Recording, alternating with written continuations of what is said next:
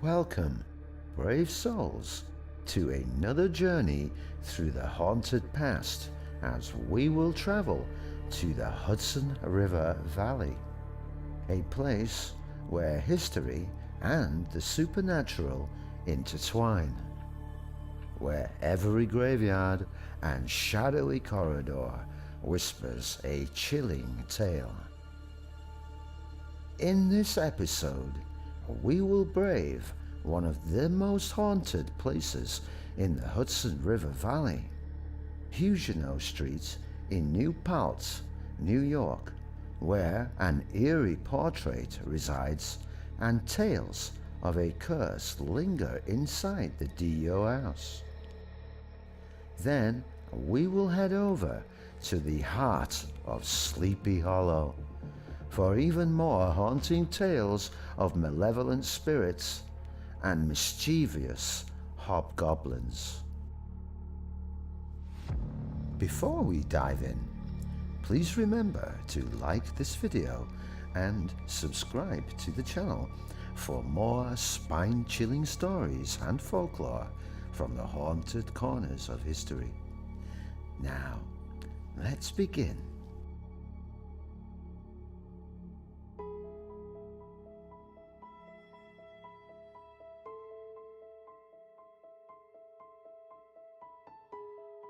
Huguenot Street is one of the oldest continuously inhabited streets in America. Founded in the late 1600s by French Huguenots escaping religious persecution, these stone houses, preserved for centuries, have borne witness to both the triumphs and tragedies of the past.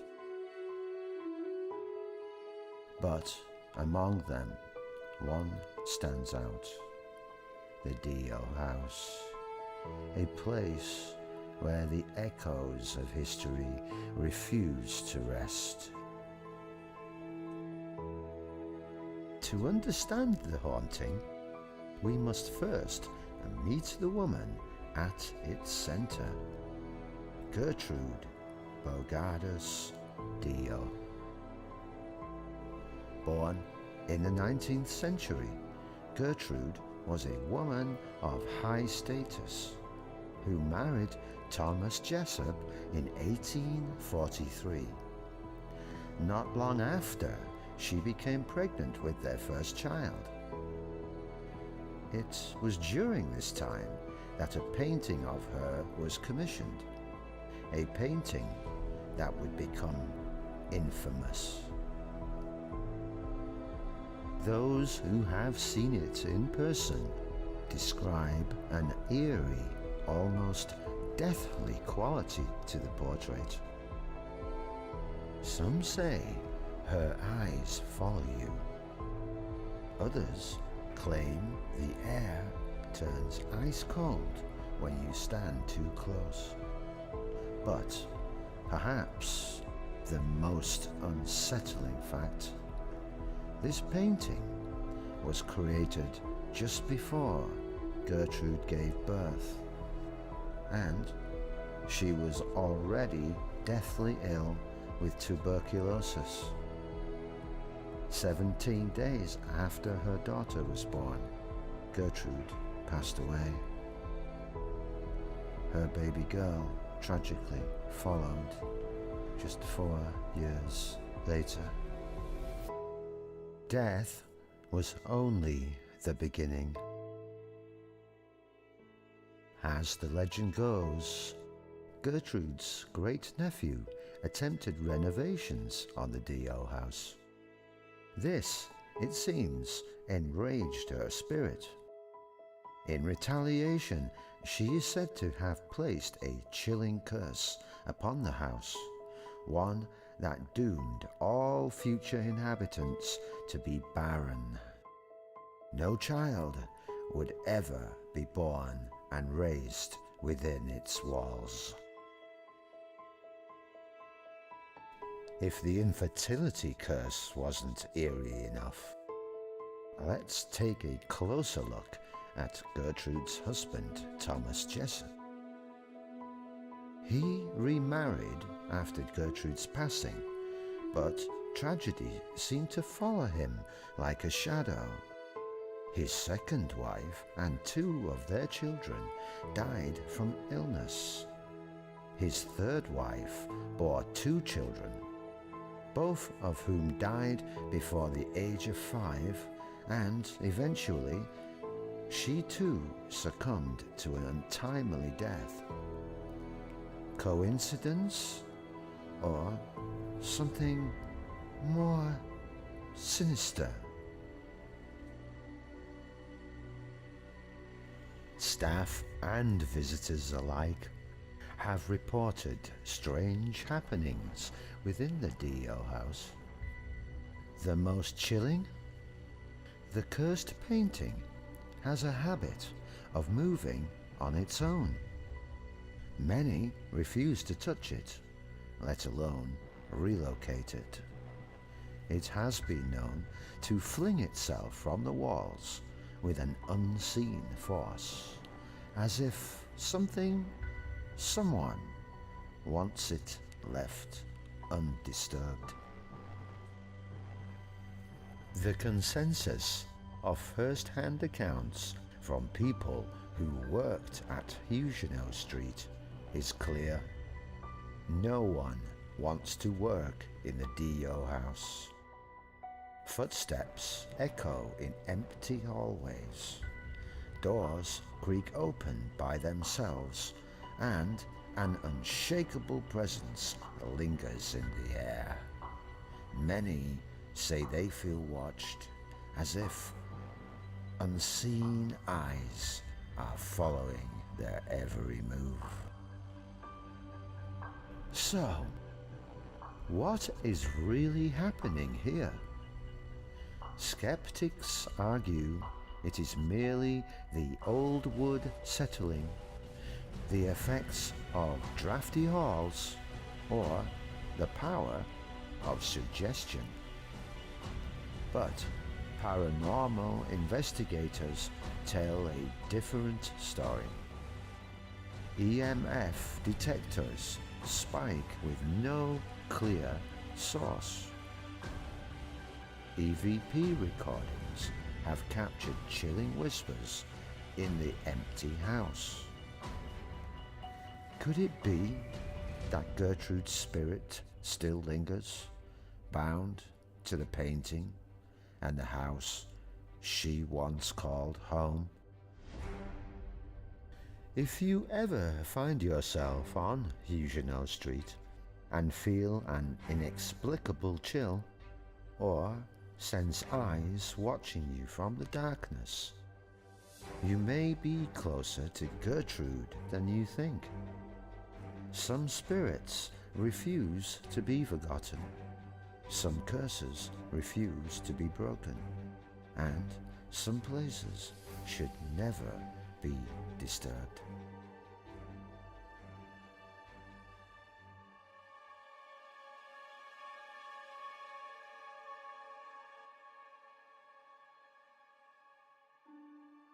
We have arrived in Kingston, New York, an historic city with deep roots in America's past.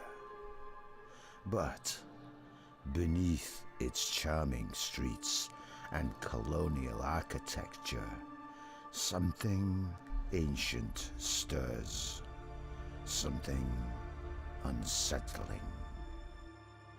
Here we uncover the chilling legend of the Old Dutch Church, a place of worship built upon a graveyard, and, if the stories are to be believed, a place still inhabited by those long dead. Founded in 1685, the Old Dutch Church is one of the oldest congregations in America. But with such history comes echoes of the past, some more tangible than others.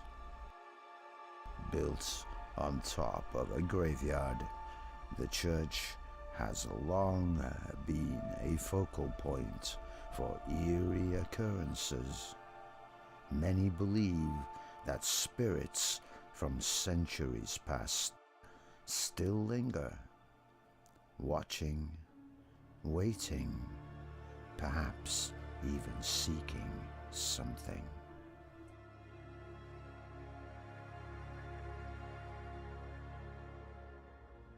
What if I told you that a malevolent spirit once swooped down from the stormy skies and attached itself to a clergyman's ship as he battled the Hudson's raging waters? Supposedly, before being banished by prayer, the creature left only a single eerie clue behind. Its hat, found hanging ominously from the church's bell tower the next morning. How could that be? There was no bell tower at the time of this tale, so is it simply a legend? Supposedly, the hauntings here aren't just folklore. A former pastor of the church once claimed he saw a man dressed in black, wearing a tall top hat, standing silently in his office. Who was he? A long-forgotten minister? A wandering soul, forever bound to this sacred ground? And why did he appear? But he isn't the only apparition. The church's walls have held whispers of ghostly parishioners gathering after 10 p.m., long after the living have gone home. Shadows flit between the pews, and footsteps echo where no one walks. Are these spirits simply continuing their faith beyond the grave? Or are they trying to send us a message? And then there's the hobgoblin, the trickster spirit that supposedly cursed the church.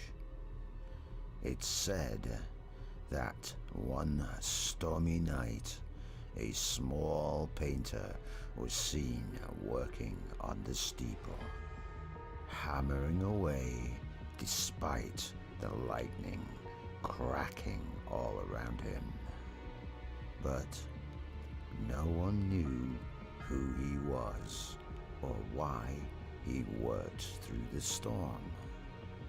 Was he real, or was he the hobgoblin, forever toying with the mortal world? What about the church's clock face? Some say the creature itself added an extra mysterious line. A simple mistake, or a supernatural calling card. The old Dutch church isn't just any haunted site. It is entwined with one of America's most famous ghost stories. This very graveyard inspired Washington Irving's the legend of Sleepy Hollow. Here lie the real-life figures who shaped his tale, the inspirations for Katrina Van Tassel, Brom Bones, and even the Headless Horseman himself.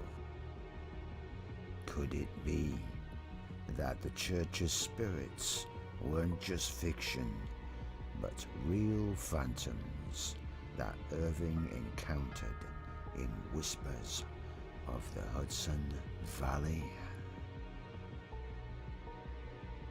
These experiences may seem like eerie coincidences or fabricated legends meant to keep us entertained.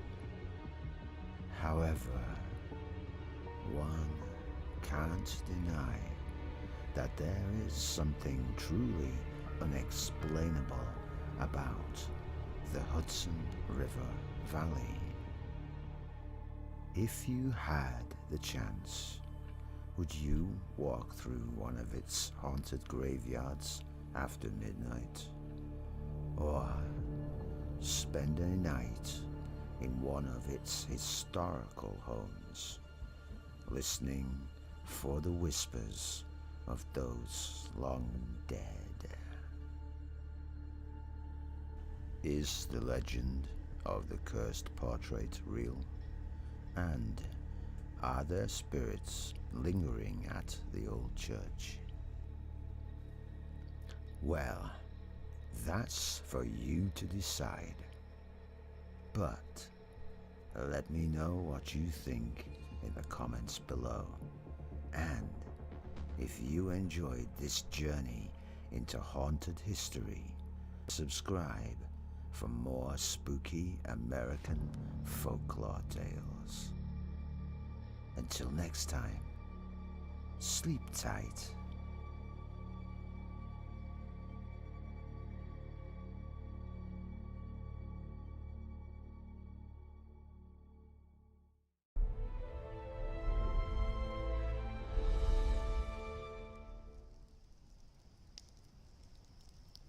Hello there, fellow travelers. Welcome. Tonight, we have stumbled into Stringshoe's camp.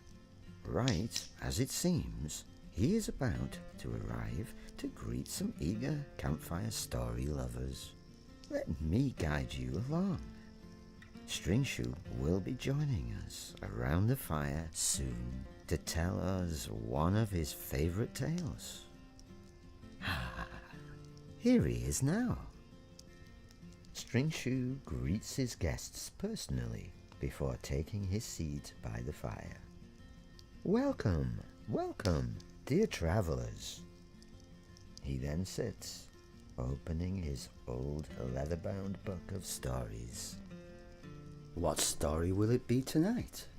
Ah, the Friendly Boggart. In the quiet town of Alder Hollow, nestled at the edge of an old wood, lived a gardener named Eli. He had recently bought a weathered cottage that sat at the entrance to a dense forest, a place whispered about by locals but rarely explored. Unlike the previous owner, a gruff man who hacked down trees for firewood and profit, Eli treated the land with gentle reverence. Before he so much trimmed a single branch, Eli spent days working the property, mapping where the sun hit, where the birds nested, and where the wild flowers thrived. Then, carefully and lovingly, he planted native shrubs, bee-friendly blooms, and fruit-bearing bushes. He whispered thanks to the trees he did prune, and left offerings of compost beneath the oldest oaks. What Eli didn't know was that deep in those woods lived a boggart. Stringshoe paused to reach over and throw another log on the fire. Now, Most folk believe boggarts to be mischief makers, pale, grumpy things that knock over milk jugs and hide your socks. And, truth be told, this one was no different. At least, he hadn't been. He had tangled with previous owners quite a bit, sticking twigs in chimney flues, making squirrels chatter all night, and even putting mushrooms in his boots. But this new man, Eli, well, he was different. The boggart, who preferred the name Thorn, watched from the shadows. Night after night he saw the gardener tend the land, not with greed, but with gratitude. Thorn had never seen a human plant more than they took. It puzzled him. Intrigued, he began to return the favour in small, secret ways. When a late frost threatened Eli's delicate seedlings, Thorn crept out and covered the tender sprouts with leaves and moss. When slugs invaded the vegetable beds, Thorn brought a family of toads from the stream and settled them near the cabbages. And on dry nights, the boggart nudged morning dew from ferns and leaves to trickle down into the thirsty roots. Eli, of course, never saw the boggart. He only wondered how his garden thrived so well, how things seemed to fix themselves overnight.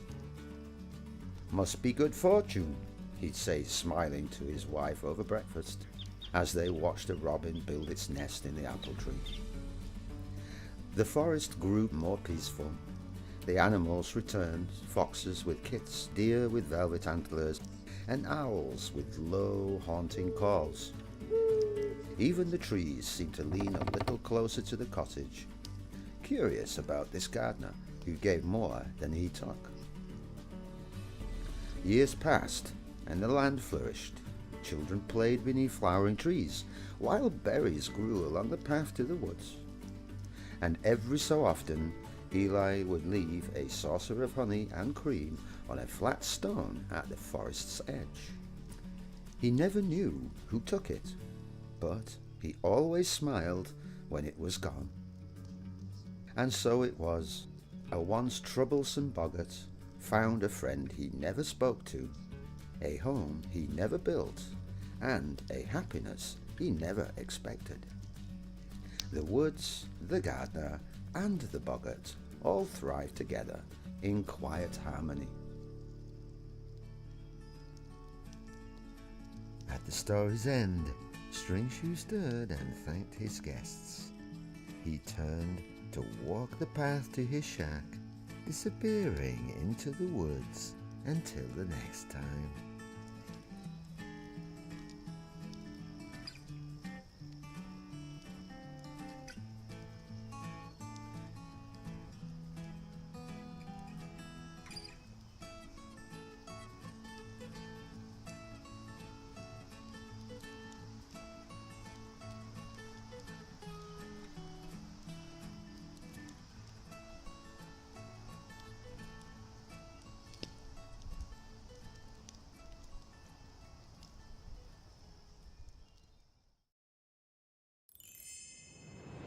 Have you ever felt the whisper of wings brush past your cheek on a quiet woodland path? Or glimpsed a flicker of light just out of reach, dancing in the trees? Welcome to the enchanted world of fairies. In this episode, we journey into the magical roots of fairy folklore across cultures and centuries. Join us as we find out how fairies have fascinated and frightened humanity for generations.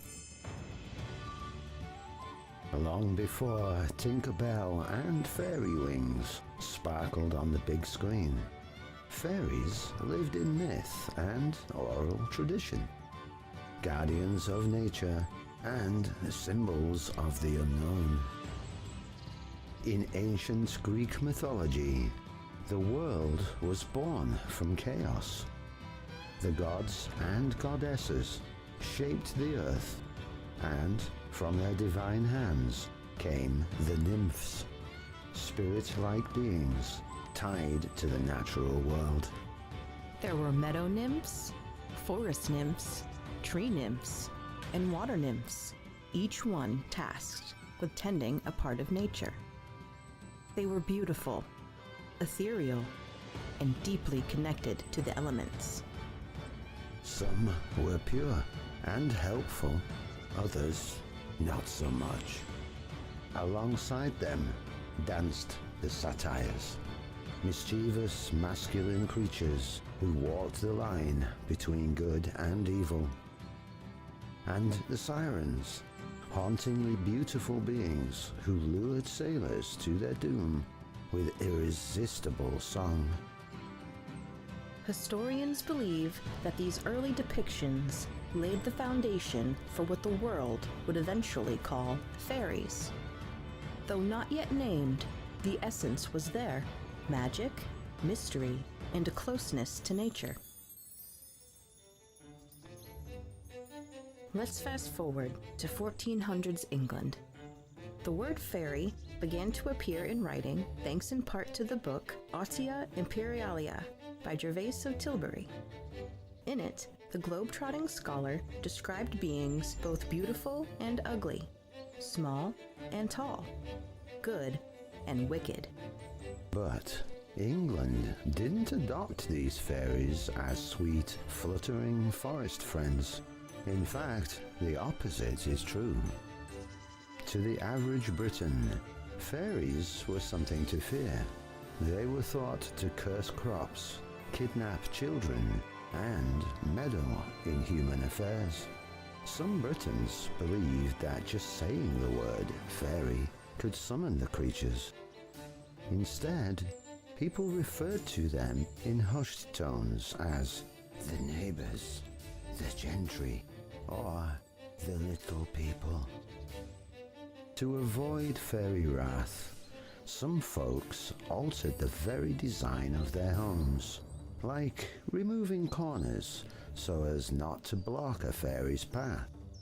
They avoided forests, streams, and even certain hillsides, known to be fairy places. To the Britons, fairies weren't creatures of whimsy. They were beings of power.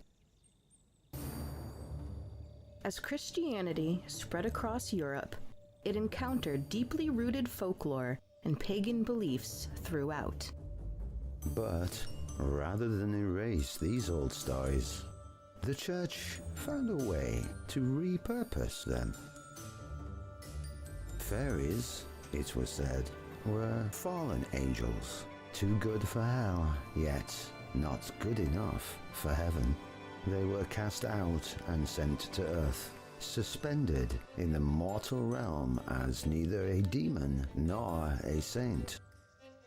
Fairies remained magical and mysterious. However, their purpose was unclear.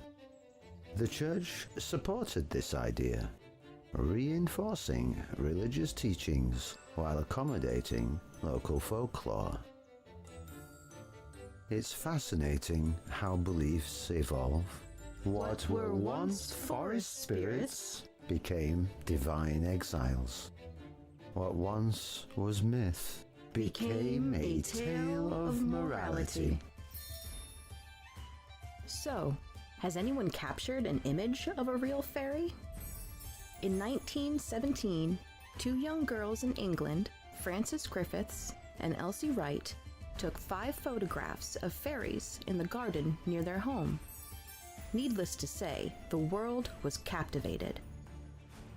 Sir Arthur Conan Doyle, the creator of Sherlock Holmes, believed they were real and wrote about them in The Coming of the Fairies. Decades later, Elsie admitted that the fairies in the first 4 photos were paper cutouts from a book, but Frances held firm. She insisted the 5th photo showed the real fairies. Whether real or fabricated, the Cottingley fairies sparked renewed interest in fairy folklore, showing just how badly we want to believe. Next, we head over to Ireland.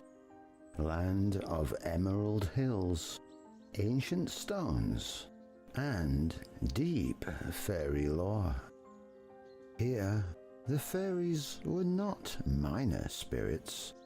They were once gods. According to Irish mythology, the Tuatha Dé Danann were a powerful, magical race who ruled Ireland before humans arrived. When they lost a great war against the human Milesians, they vanished into the hills and misty forests. The Tuatha Dé Danann didn't die. They simply changed. They became the AOC, or the People of the Mounds, being of great beauty and magic, hidden from the mortal eye. Fairy forts, fairy circles, and fairy mounds are still respected in Ireland today. Construction projects have been rerouted, trees left untouched, all to avoid angering the unseen folk, because in Ireland, fairies aren't just a myth, they're a presence. Fairies aren't unique to one country or continent. Their presence spans the globe.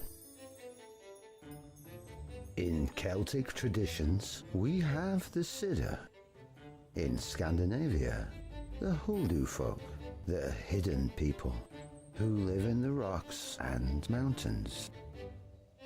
In Japan, yokai, like the kappa or yuki-onna, carry the mischievous and ethereal qualities of fairies. In India, celestial apsaras dance in the clouds and rivers, bringing beauty and fertility. In West Africa, the Aziza are tiny forest spirits who guide and protect. The Abiku, in contrast, are child spirits trapped between worlds. And in Native American lore, the Wampanoag's Pukuji is a mischievous, sometimes dangerous forest dweller. The Lakota speak of little people who guide and guard. All across the world, humans have imagined and perhaps encountered beings just beyond the veil. Beings that watch us from the trees, that dance in the dew, that laugh when no one is around. What's striking in so many fairy stories is their deep connection to nature. For the most part, fairies live in wooded groves, under ancient hills, beside bubbling streams. They're guardians of flowers, of animals, of balance. And perhaps that's why belief in fairies has endured. They remind us of the magic we've forgotten. They whisper that the world is alive, enchanted, and listening. Maybe, just maybe, they're still here.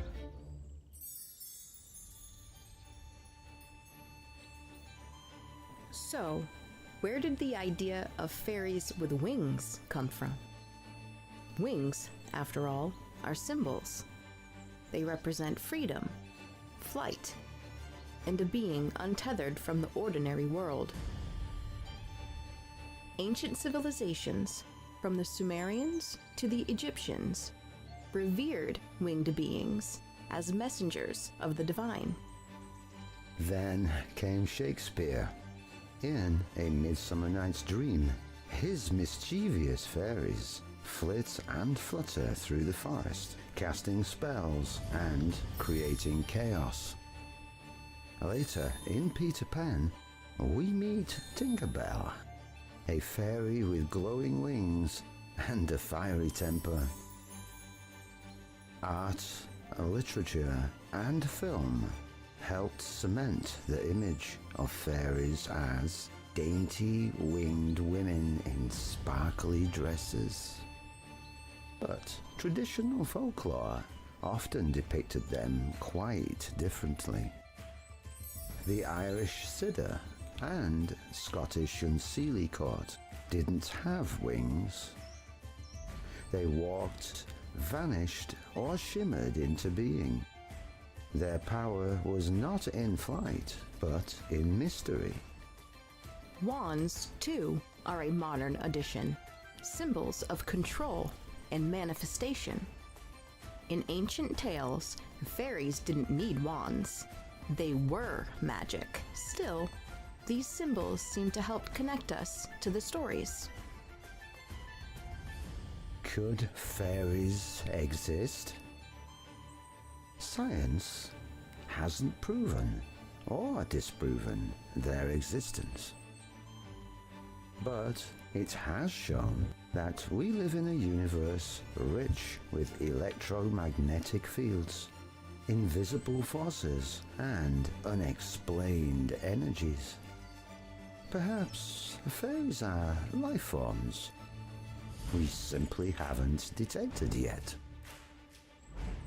Belief in fairies is often dismissed as fantasy, but for those who felt something in the quiet woods or seen something glimmer just out of sight, belief is something else entirely.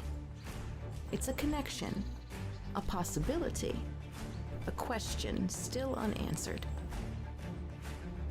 So, what are fairies, truly? Are they magical beings from forgotten realms? Nature spirits? Or perhaps something altogether different? Well, that's for you to decide. Perhaps the true magic of fairies is their resistance to definition. So the next time you're out walking in nature, step lightly. And maybe leave a little offering on a stone. Because You never know who might be watching.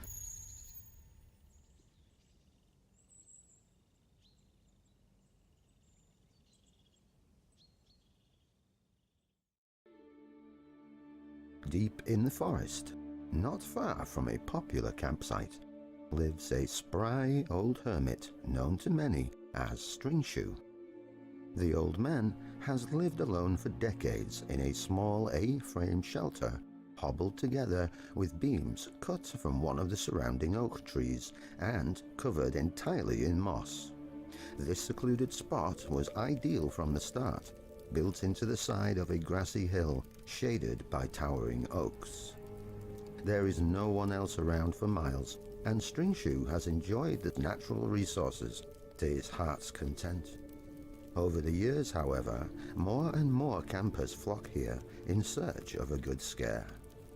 Teenagers and adults alike dare each other to venture into the woods at midnight to seek out the mysterious woodland hermit who will tempt them with a story around the campfire in the center of a supposed haunted clearing. Ghosts or creatures will make themselves known if you're brave enough to stay. Most campers run out of the woods scared before Stringshoe is even finished with his post-story pranks. The clever trickster has a feeling tonight will be no different. Of course, Stringshoe gives no merit to these horror tales, all based on local folklore. He does, however, get a kick out of scaring folks out of his woods. Before emerging from his mossy home, precisely 1 minute to midnight, Stringshoe slips on his distinctive moccasins, each woven from a single piece of string, and adjusts the wide brim of the floppy hat atop his head.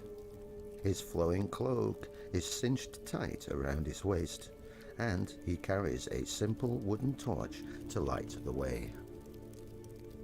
With each step closer to the clearing, twigs snap under Stringshoe's feet, and the dried leaves lining the path make a satisfying crunch. There is definitely a chill in the air, and mist is creeping down from the hills. A full moon hanging high in the sky only adds to the atmosphere. Perfect for a good scare. Like a glowing beacon, the campfire in the center of the clearing guides String Shoe the rest of the way to the tree line. A group of teenagers are gathered around the crackling fire, anxiously awaiting his arrival. Without hesitation, String Shoe steps out into the clearing, his voice creating a haunting echo. "Found what you're looking for?" The startled campers jump to their feet and continue to stare at the stranger for a long moment with wide, fearful eyes. The old man teases with a sly smile. "Frightened already?" Are you String Shoe?" one brave soul whispers. The moonlight reflecting off String Shoe's crooked nose is all the campers can see of his face. The rest of it hidden in shadow thanks to the floppy hat. "How's about I tell you a story, and after that you can tell me if I'm this String Shoe you've been looking for." Keeping a good distance away from the others, String Shoe takes a seat by the fire. Without pause, String Shoe begins to tell a story about a woodsman who once lived in these very woods. Back some 50 years ago, a woodsman named Buck felled in these here woods every day for an entire season. That is, until one day he came across a big old oak tree that seemed oddly out of place. You see, when the woodsman brought an axe to this tree, the tree stood strong. The sharpest axe blade bounced off bark, not leaving a mark. The woodsman grew frustrated real quick and returned to felling the surrounding trees, unable to forget that stubborn oak. But Buck was a determined fellow. This old oak tree was one of the last trees standing, and he needed to sell less wood. Now, the woodsman could have sworn this tree was changing locations overnight, somehow, some way. He didn't think much of it till he tried taking it down with a chainsaw. It looked like chainsaw was working at first, but before the woodsman could celebrate, a foul-smelling liquid, red like blood, came gushing out from the cut in the tree. It ran all over the chainsaw and down the woodsman's hands.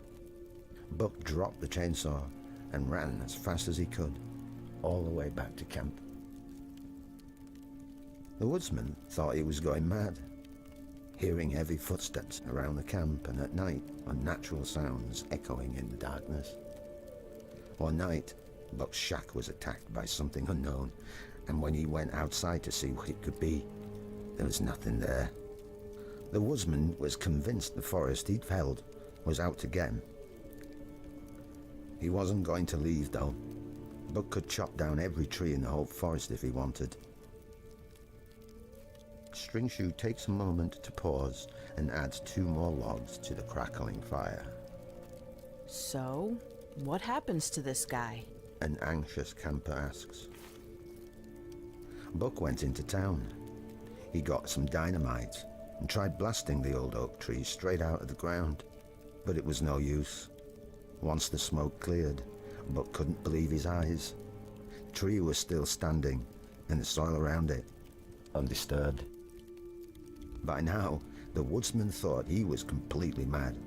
He growled and got up real close to the oak, cursing and kicking it with his boots. Quickly, the clearing went silent. Not even a cricket chirped. He turned to look around, when all of a sudden, the leafy end of a heavy oak branch clapped onto his shoulder from behind. Before Buck knew what was happening, all of the oak branches were pulling him into the bark. The last thing the woodsman saw was his axe in the clearing he so mercilessly fell.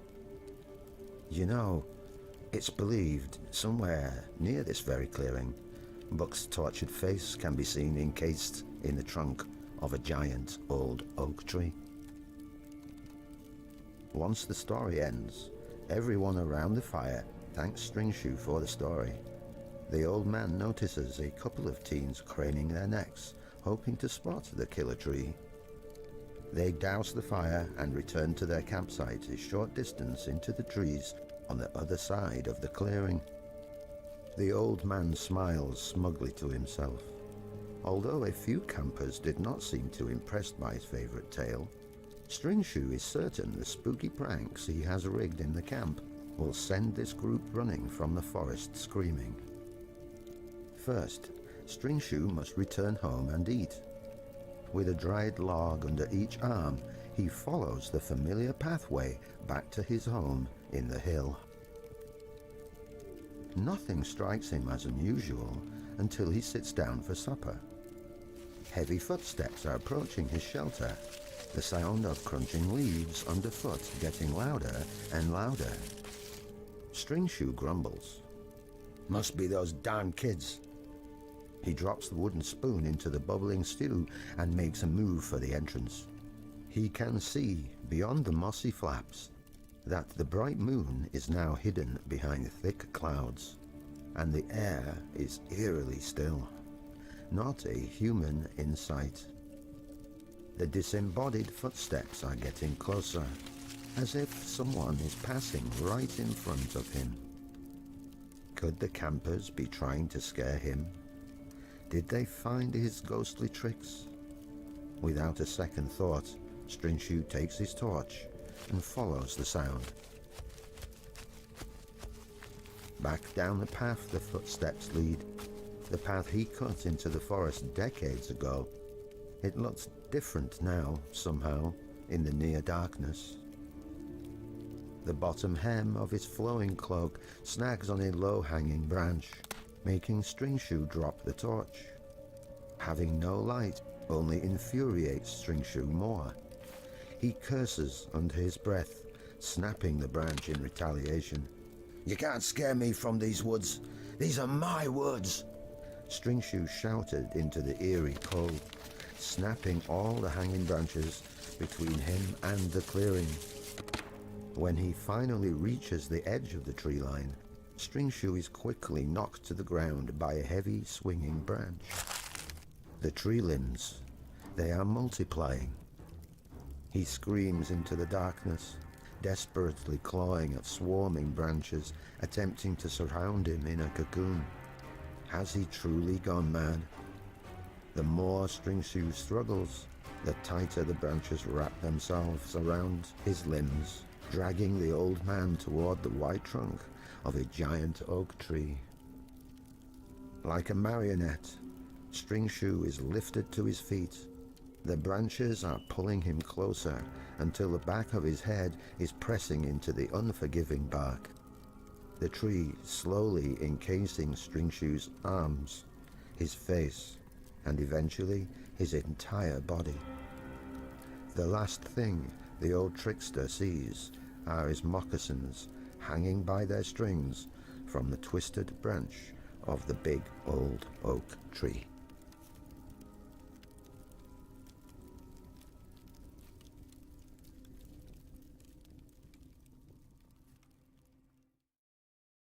Welcome to the first installment of Worldwide Folklore Tales. Join us as we travel to the ridings of Yorkshire in England, through the foggy moors and deep into the dense woods.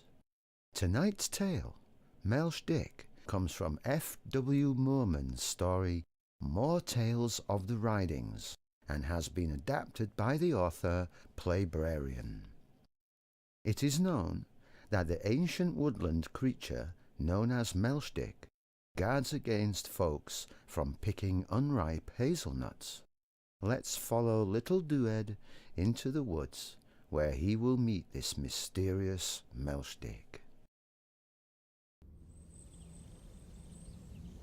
What I am going to tell you now is what I have heard my mother say scores of times, so you'll know it's true. It was the back end of the year, and the lads had gone into the woods to gather hazelnuts and acorns. There were 2 or 3 big lads amongst them, but most were little uns, and one was lame in the leg. They called him Dued. Dued of Billy's of Clay Pit Lane. The lads had gotten a load of nuts, and they set off home as fast as they could go, as it was getting a bit dusky in the wood. But little Dued could not keep up with the other lads on account of his dodgy leg. The lads kept hollering back to him to look sharp and to get a shift on, or else he would get left behind. So Dued hobbled along as fast as he was able, but he could not keep up with the other lads, try as he might. All the time, the light was slowly fading. At long length, Dued thought he saw one of the lads waiting for him under an oak tree. When he drew closer, he realized it was someone that he had never clapped eyes on before. This person was no bigger than Dued, but it was hard to tell how old he was. And he had a weird smell about him, as though he had taken the essence of all the trees from the wood and smeared them all over his body. But what capped it all off were the clothes the man was dressed in, covered in green moss, and on his head was a cap of red fur. Well, when Dued saw him, he was a bit afraid, but the lad looked at him in a friendly way and said, "Now then, Dued, where are you going?" I'm off home," said Dued, and his teeth started to chatter with fright. "Well, I'm going your way," said the lad. "so if you like, you can come along with me. You'll not recognize me, but I can tell who you are by the way you favor your mother. You'll have heard tell of your uncle Ned Bowker that lives over by Sally Abbey. He's my father, so I reckon we're cousins." Now, Dued had heard his mother tell him about his uncle Ned, so he calmed down a little, but still was not too keen on the look of this lad. They carried on talking, however, and Dued let on that he was keen on squirrels. You see, he loved to collect animals and kept linnets and magpies in cages, and also a box full of hedgehogs. He had never caught a squirrel. They were too quick for him, and he wanted one more than anything in the world. When Melchdick heard this, for of course the lad under the oak tree was Melchdick himself, he said that if Dued came with him, he would soon give the boy what he wanted. He had been climbing trees and caught a squirrel, putting it in the basket he carried his dinner in. Well, little Dued hardly knew what to do. It was getting late, and there was something about this lad that worried him. But then he thought of the squirrel and how much he wanted one. So he told Melchdick that he would go with to fetch the squirrel, but he must not stop long, or else folks would know that he had lost his way, and they would surely come looking for him. When Melchdick heard him say that he would come along, his eyes glistened, and he set off through the wood, with Dued following behind. The wood was full of great oak trees, with birch set amongst them that were just beginning to change colour.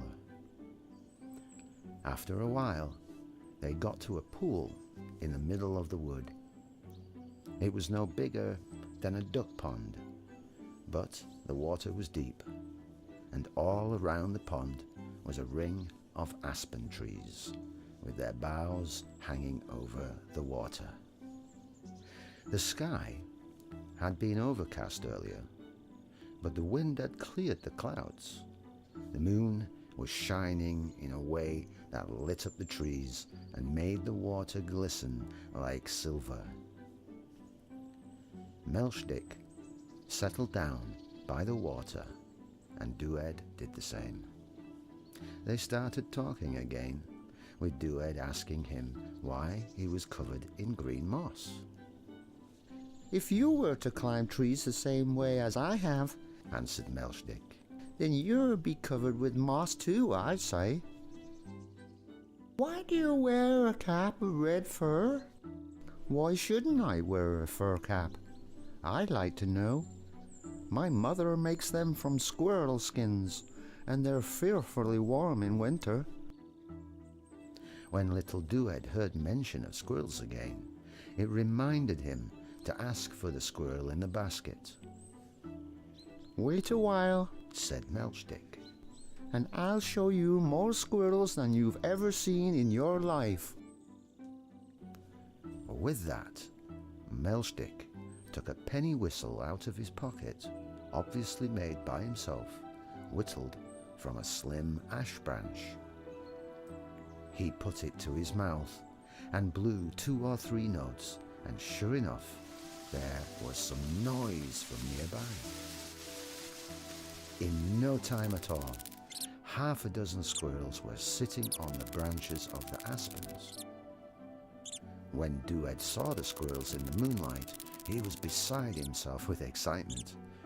He looked at them, and they looked at him, and their eyes were as bright as glowworms. All the while, Melchdick played his whistle, and the squirrels kept coming through the trees. You could hardly see the branches for the squirrels now. It was as though all the squirrels in the forest had heard the tune and been forced to follow the sound. They made no noise or fuss, but sat down on the branches, pricked up their ears, cocked their tails over their backs, and kept their eyes fixed on Melchdick. Well, once Melchdick decided he had gathered enough squirrels, he changed his tune, and it was a rough tune too. Sometimes it was like the howling of the wind down a chimney, sometimes like the curlews and lapwings upon the moors. But when the squirrels heard the tune, they lined up 12 to a branch. They jumped from tree to tree, right around the pool, with their tails set straight out behind them. They were that close together, it was like a great coil of rope spinning around the water. All the time, their faces turned to Melchdick, and their eyes were blazing like burning coals. Round and round they went, with little Dued just holding his breath and watching them. He had seen horses riding around a ring at a fair, but that was nothing compared to the squirrels spinning around the pool. After a while, Dued thought that Melchdick would stop playing, but he did nothing of the sort. Instead, he played ever faster, keeping one eye on the squirrels and one eye on little Dued.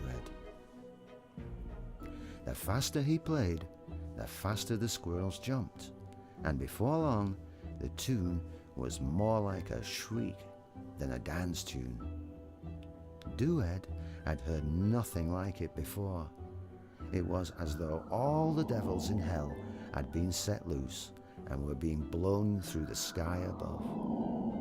It was a strange sound, and a strange sight too, and little Dued's teeth started chattering, and every limb on his body was shaking like the aspen leaves on the trees around the pool. Dued was scared half to death, but for all of that, he could not take his eyes off the squirrels. They had bewitched him. He put his hand to his head, and it felt as though he was spinning around and around himself. Now that was what Melchdick wanted, and why he set the squirrels going. He could not do anything to Dued while he was master of his own senses. But if Dued was to get giddy enough to drift off into a daydream, then sure enough, Melchdick would have him in his power. Melchdick would be able to turn him into a squirrel, as he had done to so many lads and lasses before. As Dued felt his head getting woolly, thinking he was falling asleep and unsure where he was anymore, he decided he must be lying in bed at home, drifting off to sleep without saying his prayers. You see, his mother had taught him a prayer to say every night before going to bed. Dued tried to say his prayer, but could not remember the words. That made him uneasy, as he was a good lad, and it worried him that he had forgot the words. All he could call to mind was something he had heard the lads and lasses say on their way home from school. He reckoned it was more a bit of fun than a prayer, but he started to say anyway, as loud as he could. Matthew, Mark, Luke and John, bless the bed that I lay on. He had no sooner said the words when all of a sudden Melchdick stopped playing. The squirrels stopped jumping. The bats stopped flying over the pool. The moon hid behind a great thundercloud, and the wood and the water were as black as a boot. Then there came a scuffling and a shrieking all over the wood. The squirrels started spitting and swearing like mad. The wind yowled, and there were all sorts of strange noises overhead. After a minute of chaos, the moon came clear of the cloud, and Dued looked around. There was nothing to see. Melchdick was no longer next to him, and there was not a squirrel left in the trees.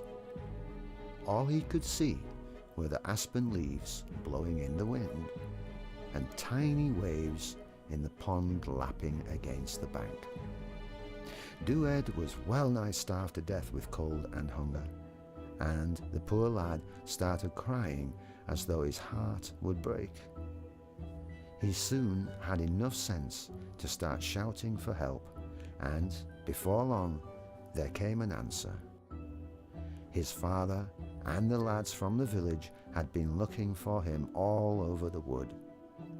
As soon as they found him, they took him home and put him to bed. It was a long while before Dued was better, and he never set foot in the wood again, not without a bit of witchwood in his pocket, cut from a rowan tree on St. Helen's Day.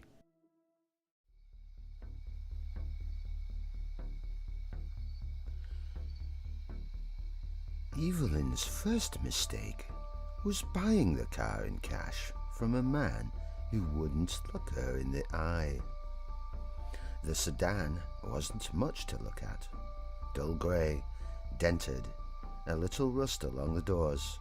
It ran cheap, and she needed something reliable. The seller muttered a warning as he signed over the title. It doesn't like to be ignored. Then he walked away. At first, she thought it was just an old beater, and with a few quirks.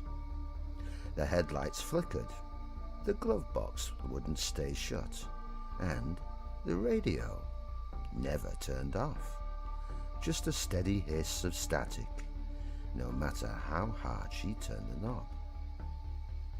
But soon, the car started showing a will of its own.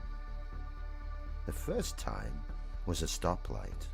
She braked, but the sedan kept rolling forward, forcing her into the intersection. Horns blared as traffic screamed past. Evelyn jammed both feet on the brake, and at the last second, the car halted on its own. Like it had decided when to stop. She told herself it was bad brakes, but the next night it happened again. This time the car jumped a red light. Ignoring her frantic stomping on the pedal, a truck missed her by inches. When she finally coasted to the shoulder, she sat gripping the wheel, shaking as the radio crackled with faint laughter. Days turned into a blur of close calls. Sometimes the accelerator pressed harder under her foot, dragging her faster than she meant to go. Sometimes the wheel twitched sharply, steering her toward guardrails or into the path of oncoming cars. It was never enough to kill her outright, but just enough to make her feel the heat of a collision, the brush of death passing too close. And through it all, the radio whispered. At first, it was static, then faint words, a calm male voice, low and steady. Let me drive. Evelyn stopped sleeping. She stopped eating. She stopped going anywhere unless she absolutely had to. But each morning, the car waited for her, parked neatly outside her building, keys in the ignition, headlights angled toward her door. One night, after yet another near miss on the highway, Evelyn yanked the wheel into a gas station lot and fled. She left the car idling, doors wide open, and ran the rest of the way home. But when she got there, the lights in her apartment were already on, and sitting neatly on the kitchen table, her car keys. Her stomach dropped. She hadn't brought them. She had left them in the ignition. The next morning, the sedan was parked at the curb outside of her building, engine cold, doors unlocked, radio silent, waiting. She told herself she wouldn't touch it again, but later that week her phone buzzed with a text. No number, just 4 words. Time for a ride? That night, neighbors reported seeing a grey sedan tearing through the streets without headlights, swerving wildly, never stopping at intersections. Some swore there was no one behind the wheel, and others swore they saw a woman inside, screaming. The car hasn't been seen since, but every so often people claim they hear tires screeching late at night, followed by faint hiss of static drifting through the dark.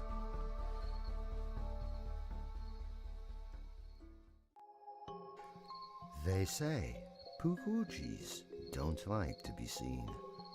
Small, grey-skinned tricksters with spines like porcupines and eyes that glow like dying embers. Some stories say they were once friends to humans, until jealousy turned them cruel. Now they haunt the edges of the forest, where the trees grow thick and the mist never lifts. Aaron didn't believe in any of that. He'd grown up in southern New England, hearing the tales from his grandmother, who called them the little men of the woods. But he was a rational man. Folklore didn't scare him. Bears did. Coyotes, ticks, not Pukujis. So, when he bought an old hunting cabin deep in the pines near Freetown State Forest, he thought the warnings were just local color. He learned it differently the first week he stayed there. It began with footprints, small, human-shaped prints, barefoot, appearing in the forest just outside his porch each morning. He'd wake up to find them circling the house, never leading in, never leading out. Then came the noises. Soft giggles that echoed from the tree line after dark. Rocks clacking together in rhythmic patterns, like someone knocking just to see if he'd answer.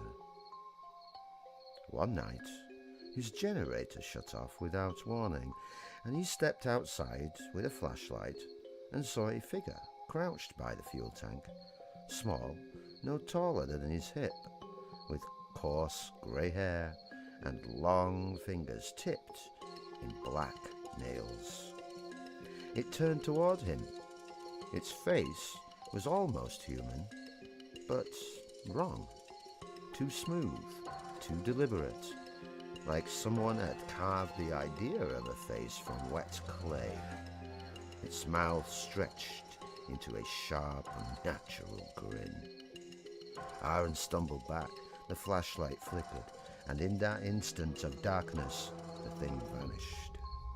He locked every door, stuffed towels under the sills, and sat up until dawn with his rifle. When daylight came, he found the generator cover torn open and his flashlight lying on the porch, its batteries neatly removed. The local ranger he called the next morning didn't seem surprised. "You're near the old quarry, right?" he said. "You might want to leave an offering." Aaron laughed, thinking it was a joke, but that night he heard scratching at the windows. The same giggling, now closer, circling the house. His phone buzzed with no signal, the battery draining before his eyes. Then came the smell, sweet and metallic, like copper mixed with rotting leaves. He peered through the curtain and froze. There were 5 of them now, small, stooped, their eyes glowing a dim amber. They stood at the edge of the porch, whispering in a language he couldn't understand. One of them held his missing flashlight, another clutched a feathered charm, his grandmother's, which he kept by his bedside. Aaron didn't sleep that night.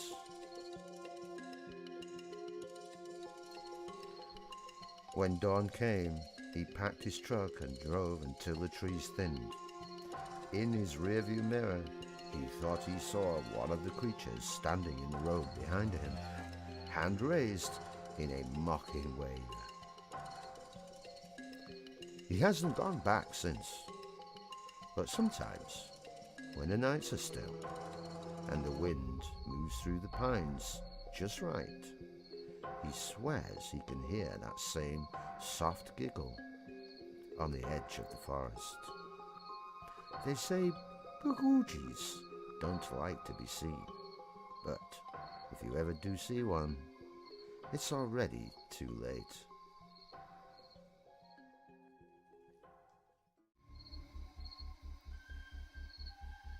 The year was 1907. The woods of northern Michigan were still wild then. Long stretches of pine and cedar where the fog hung low and the wind never stopped whispering. Somewhere between the old logging roads and the riverbank, a man named Caleb Holt stumbled through the underbrush, bleeding and breathless. He'd robbed a payroll train 2 days earlier, killed a man doing it. Now, the sheriff's posse was close behind. He could hear their dogs in the distance. By nightfall, the woods swallowed him whole. He pushed through the dark until he saw it. A crooked shack leaning in the pines, its windows glowing faintly from the last scraps of daylight. The place was draped in dream catchers. They hung from the eaves, the porch beams, the trees themselves. Hundreds of them. Some were new and tightly woven, others were rotted, their sinewed cords broken, feathers grey with age. They swayed gently in the wind, whispering as if speaking to one another. Caleb thought it was the strangest thing he'd ever seen, but it was a shelter, and a law wouldn't find him here. He pushed open the door. Inside, it was worse.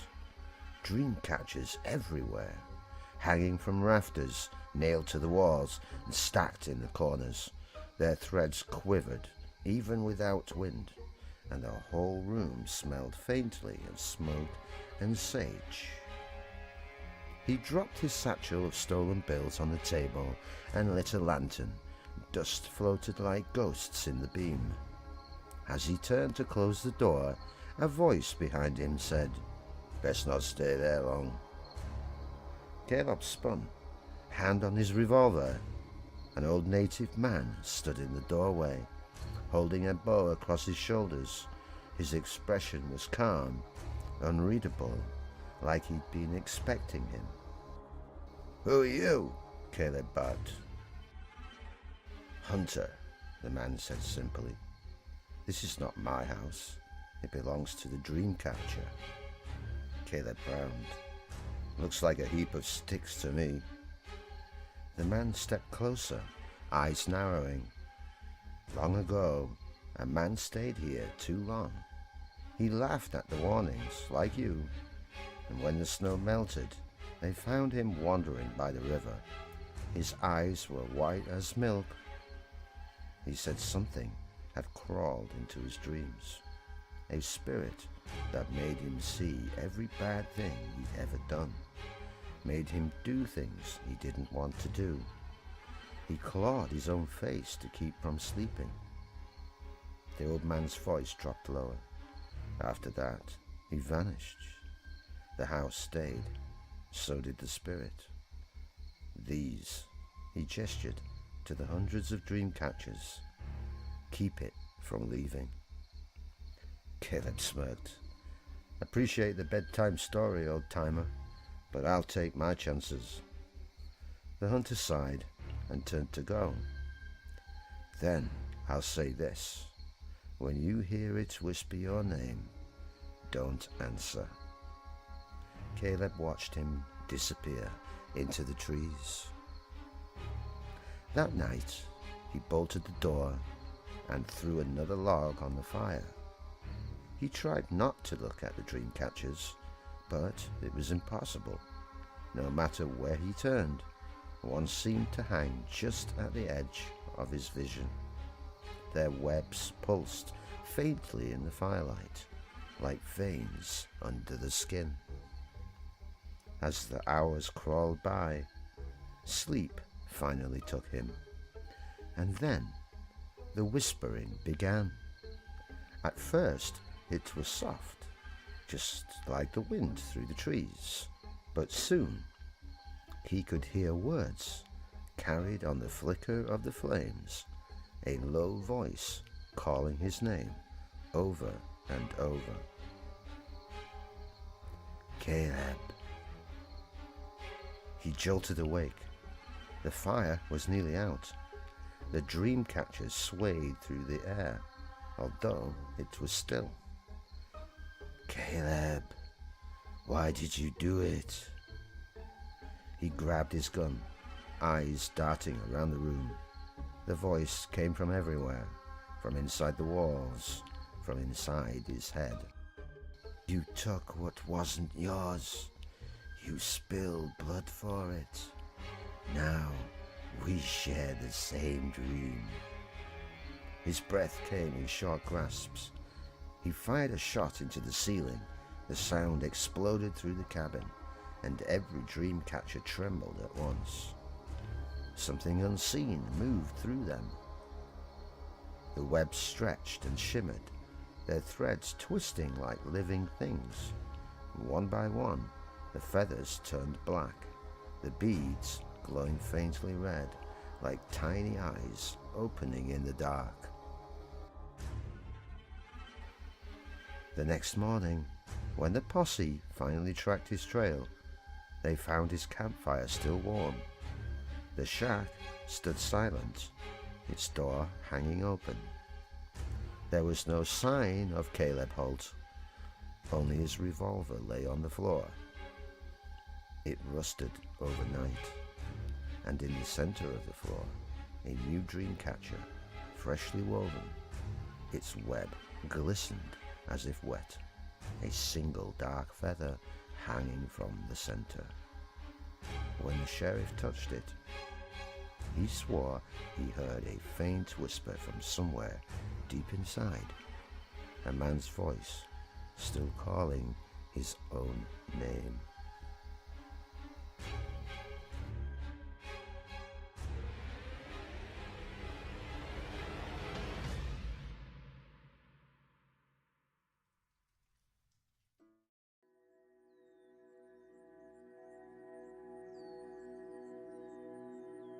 Accounts of food-sharing fairies date back centuries, if not thousands of years.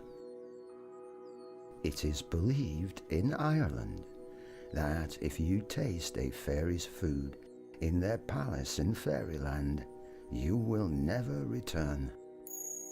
You will become one of them. These beings, known as gentries to the Irish, never taste salt. They eat only fresh meat and drink only pure water. Many tales describe the gentry as being of a military, aristocratic class, appearing tall and noble. They live by the sea, in the mountains, and are all very good neighbors. Considered kind yet powerful beings, if one does not disturb the gentry, they will be shown kindness in return. For the gentry could easily overtake a human and prefer not to be provoked.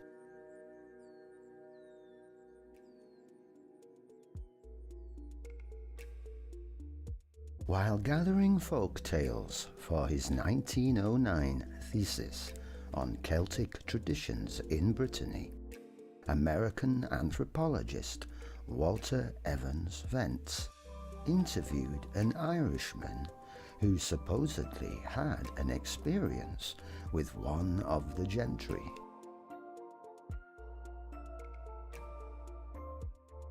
Not long after the famine of 1846 to 1847, Mr. Patrick Feeney was visited one day by a little woman asking for some oatmeal. Mr. Feeney had barely any supplies left and was ashamed to give the woman so little, so he offered her potatoes instead. The woman insisted on oatmeal, so Mr. Feeney agreed to leave it in a basket outside for her as instructed, as she was to retrieve it later that night. Well, to Mr. Feeney's surprise, when he arose the next morning, the basket was overflowing with oatmeal. The little woman was a gentry.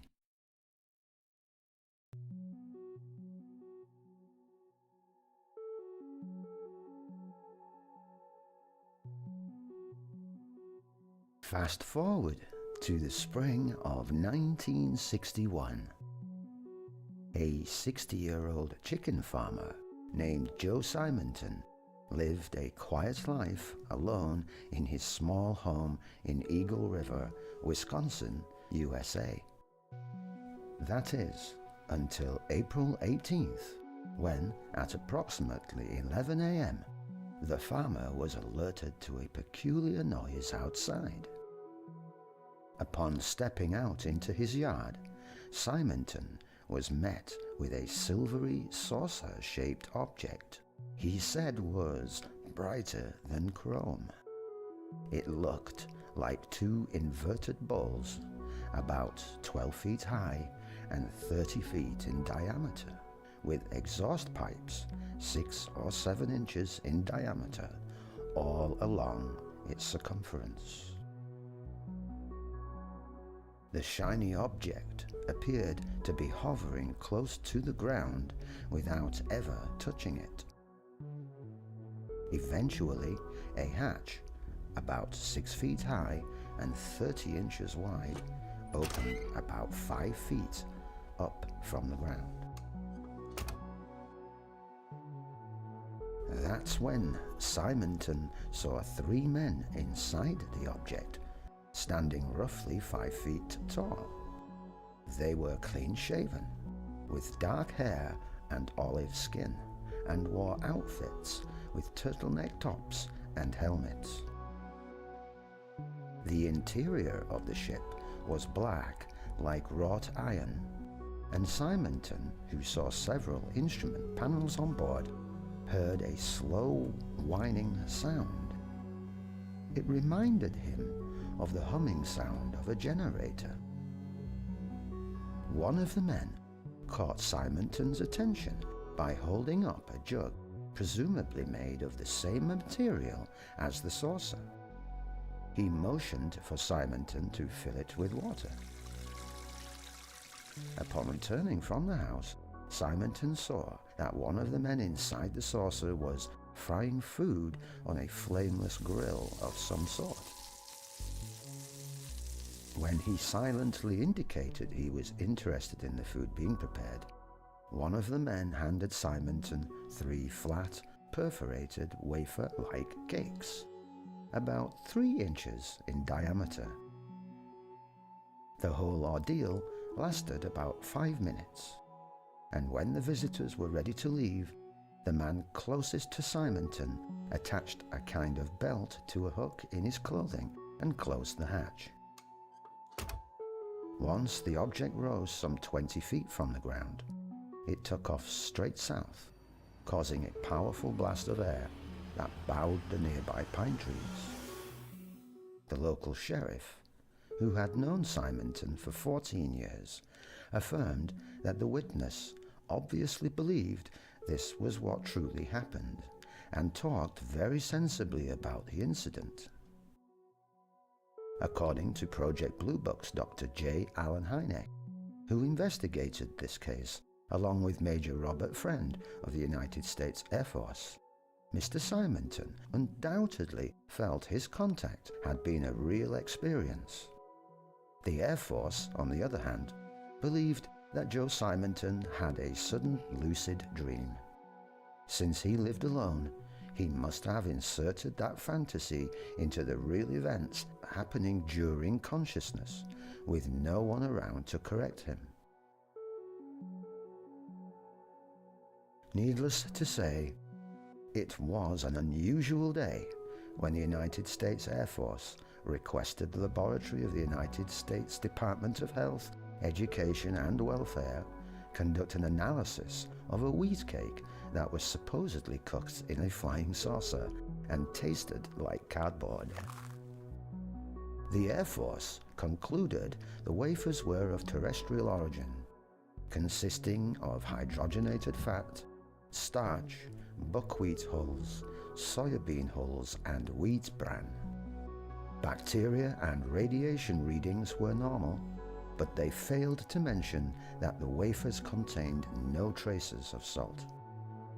This is curious, considering salt is a vital mineral to humans, and ancient legends of food-sharing beings also refer to saltless consumables. Depending on where you live in the world and which cultural traditions you hold, many would say the farmer's encounter was another recorded visit from the gentry. Was Simonton trading pure water for saltless snacks? One must wonder what links these kinds of modern-day experiences with those of ancient folklore.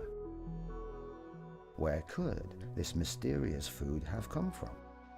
Was it really non-terrestrial or some food from fairyland? Well now, that is for you to decide. Literally, it's food for thought. The aircraft has just passed over me at least 1,000 feet above. Is there any Air Force aircraft in the vicinity? No known aircraft in the vicinity. Seems to be playing some sort of game. He's flying over me. What you are hearing are the final words of Australian pilot Frederick Valentish. I cannot identify it. It has such speed. It's before me right now, Melbourne. On October 21st, 1978, Valentish and his Cessna 182 vanished without a trace. Now he's orbiting. The thing is just orbiting on top of me. Some say he was the victim of a tragic accident, It's shiny on the outside. while others believe something far stranger occurred. But it's not an aircraft. In this episode, we fly into the mystery surrounding Valentish's final moments and explore the possibility that his encounter with unidentified flying objects may be the key to unraveling this enigma. But could there be a deeper, more ancient connection to this disappearance?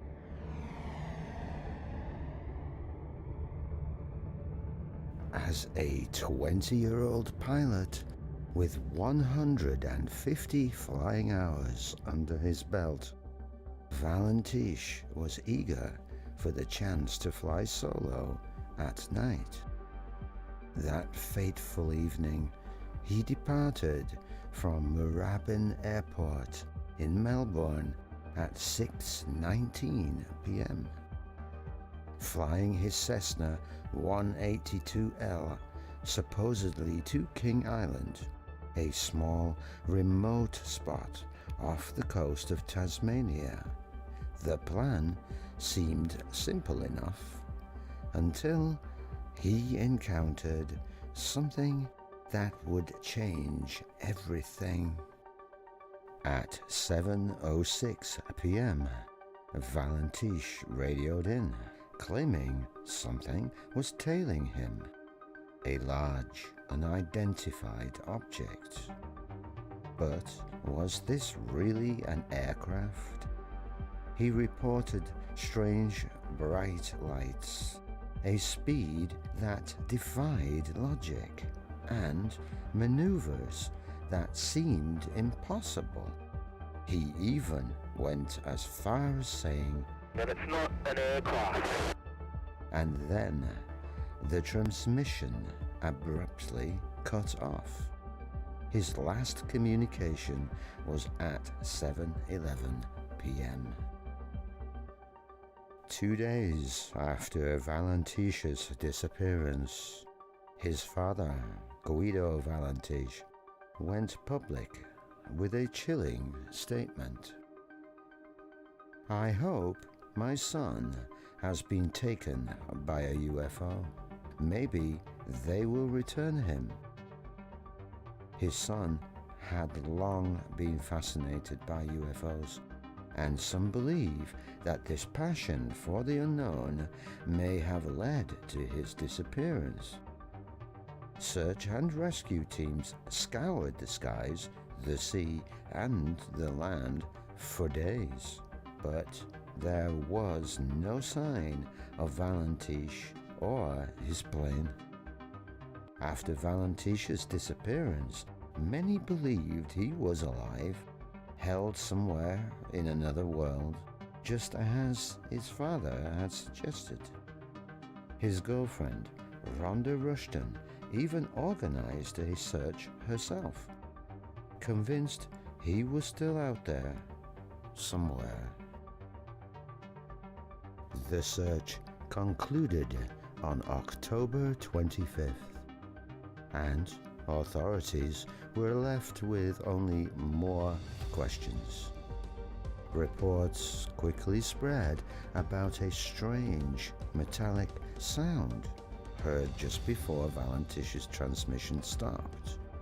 Some speculated it was the plane's engine malfunctioning, but others wondered if it was something more out of this world. Eyewitnesses in the area reported seeing a UFO on the same night Valentish vanished. One witness even described a glowing star-shaped object hovering above them for nearly an hour. Was it a UFO? Or is there a more grounded explanation for these lights and the pilot's disappearance?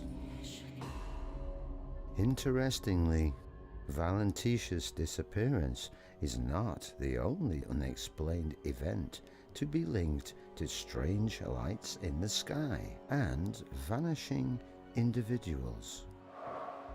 Many Aboriginal cultures have long spoken of mysterious phenomena in the heavens, some of which bear a striking resemblance to Valentish's final encounter.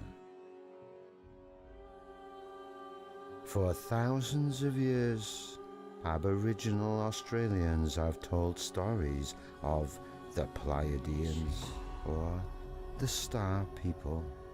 These beings are said to come from the stars, and their connections to Earth are described in numerous Dreamtime stories across various tribes. These legends speak of star beings as taking people, guiding them to other worlds, or offering them knowledge that transcends ordinary understanding. Aboriginal folklore speaks of Bunjil, the eagle, and Duramulum, the Sky Father, beings that possess control over the heavens and could, according to myth, take people from the earth. Some believe that these stories, passed down through generations, could be rooted in truth. Some even speculate that the strange lights Valentish reported are the same kinds of lights described in these ancient tales. Some skeptics argue that Valentish's strange behavior on the radio could have been attributed to disorientation.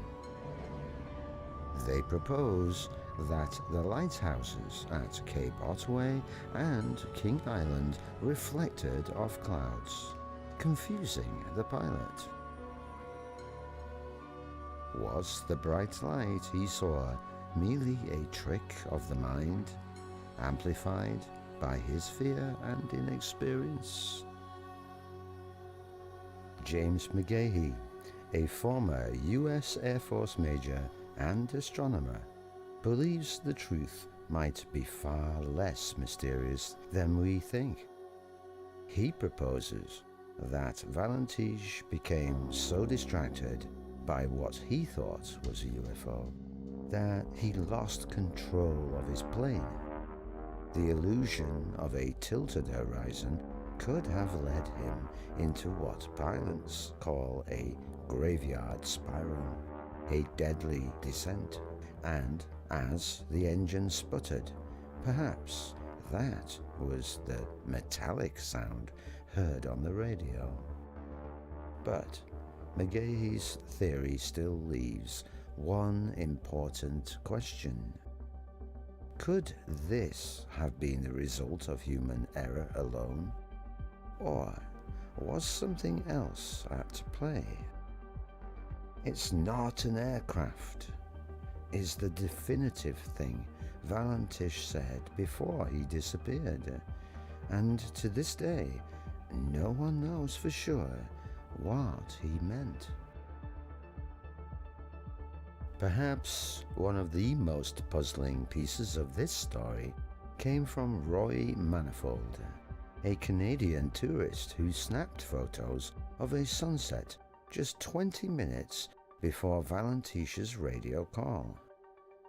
In his photos, a strange object was caught, rising from the ocean, leaving a trail of blue lights behind. Perhaps this photograph offers a clue, or is it simply another piece of the mystery? Could Valentish have been taken by extraterrestrials, or was it simply a tragic sequence of human errors? And do the lights in the sky have a connection to ancient Aboriginal stories of star beings? Well, that's for you to decide. The mystery is still out there, waiting for us to solve. And perhaps, just as Aboriginal cultures have done for millennia, it's time for us to re-examine the skies and legends that have always connected us to them.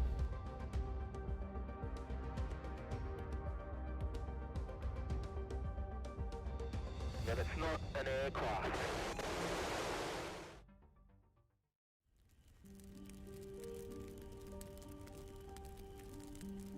The old stone bridge outside of Whitby was said to be cursed. The locals whispered that it was built upon unhallowed ground, the resting place of a woman who had been wronged long ago.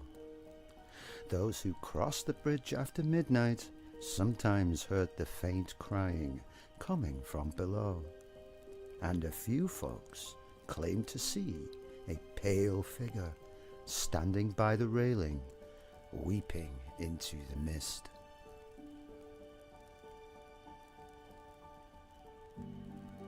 People had gone missing there.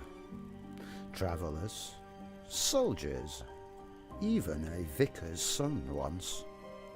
But nobody ever stayed to find out why.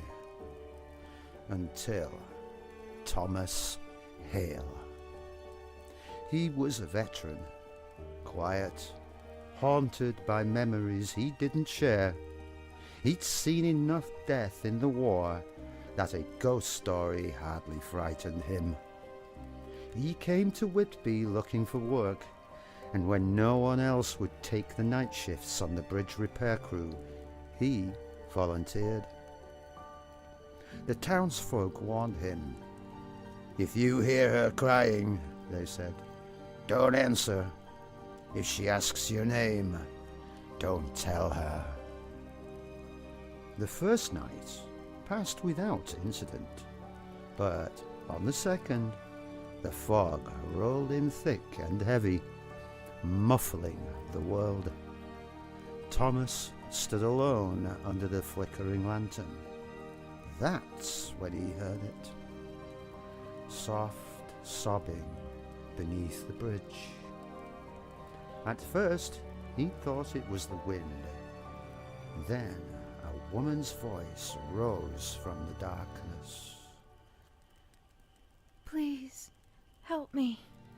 My child has fallen into the river." Thomas gripped the railing. His lamp barely pierced the fog, but he saw movement below, a pale hand reaching up through the mist.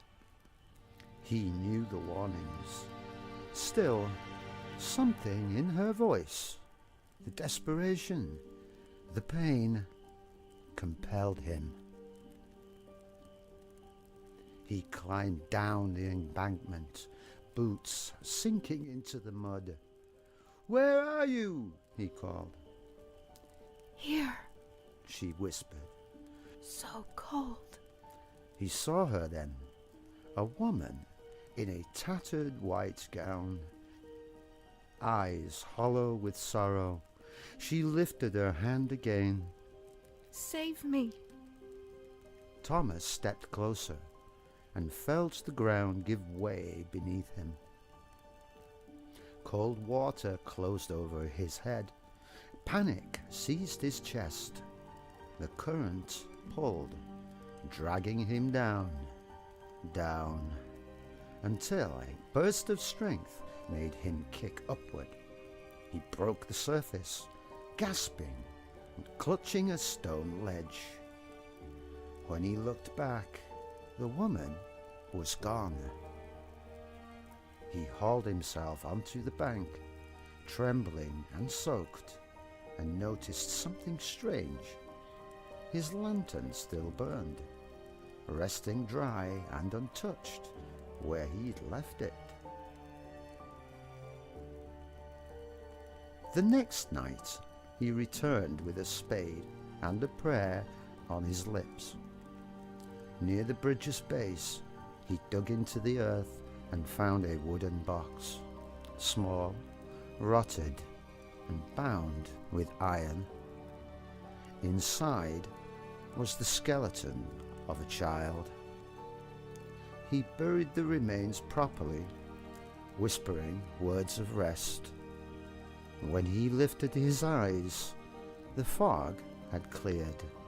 The moon shone full over the bridge, and there, just for a moment, he saw her standing in the center, face serene, before she faded into the night. After that, no one ever heard the weeping again. Thomas moved on with his life. Some say he left Whitby a changed man, quieter still, but at peace.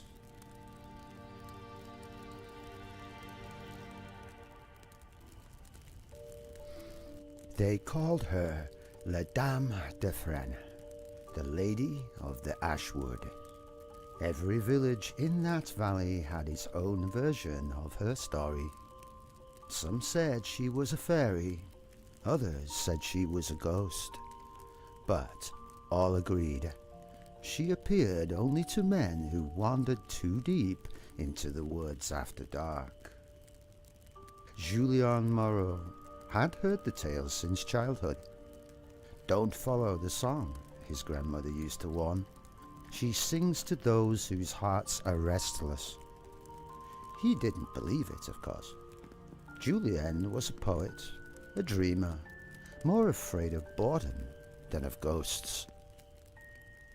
One summer evening, after a quarrel in town, he walked into the forest to clear his thoughts. The air was heavy with the scent of rain and ash trees. Then, faintly, he heard it. A voice singing. It was low and sweet, like the first breath of dawn. He couldn't make out the words, but the melody pulled him forward. Through the trees, he glimpsed her, a woman in pale silks that shimmered though no moonlight touched them. Her hair was black as night, her eyes distant and sorrowful. "Bonsoir, monsieur," she whispered. "Are you lost?" Julien shook his head. "No, I was only walking." "Then walk with me." They wandered through the ashwood until the world seemed to fall away. The deeper they went, the quieter it grew, until even the crickets stopped singing. Julien asked where she lived. She smiled sadly. "Nowhere that sunlight reaches." He laughed nervously, but her gaze silenced him. When he turned back toward the path, it was gone. Only endless forest, pale trunks twisting like bones. Her hand brushed his cheek, as cold as water. "You hear them?" she asked. "Hear what?" "The ones who followed before you." And then he did hear it. Faint murmurs in the trees, sighing voices calling his name. Julien stumbled backward. "What are you?" Her smile widened. "Lonely." By dawn, the villagers found his hut at the edge of the woods. No footprints, no trail, just the faint echo of a song fading between the trees.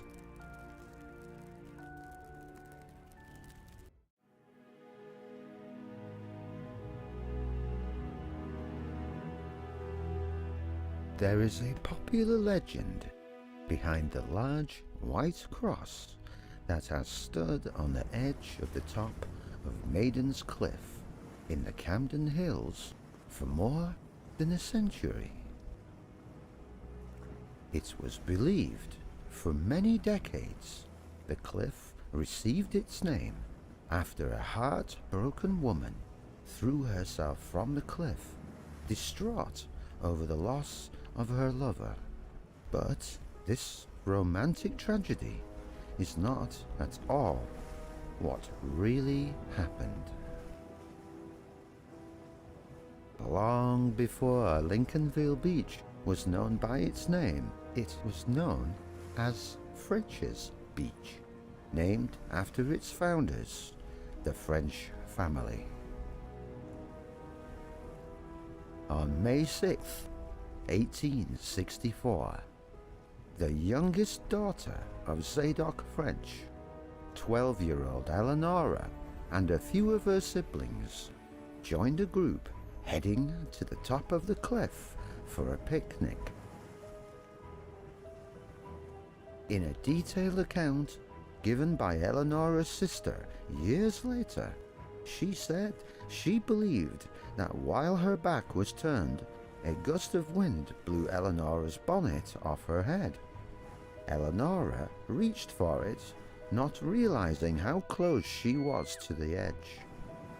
She fell 300 feet down and survived the fall. But it was hours before rescuers could reach her. There were no visible injuries to her. She didn't have any obvious broken bones. But presumably, her internal injuries were very, very severe. Unfortunately, Eleonora did not make it through the night. As the years passed, Eleonora's story still lingered in the Camden-Lincolnville area. It touched one wealthy tourist in particular, inventor Joseph B. Stearns, who decided the young girl shall never be forgotten. He paid for the first white cross to be erected at the edge of the cliff that has remained a marker on Maiden's Cliff to this day. With ghostly sightings of the young girl around the cliff being reported for over a century, this might just be one of the most haunted hiking trails in Maine.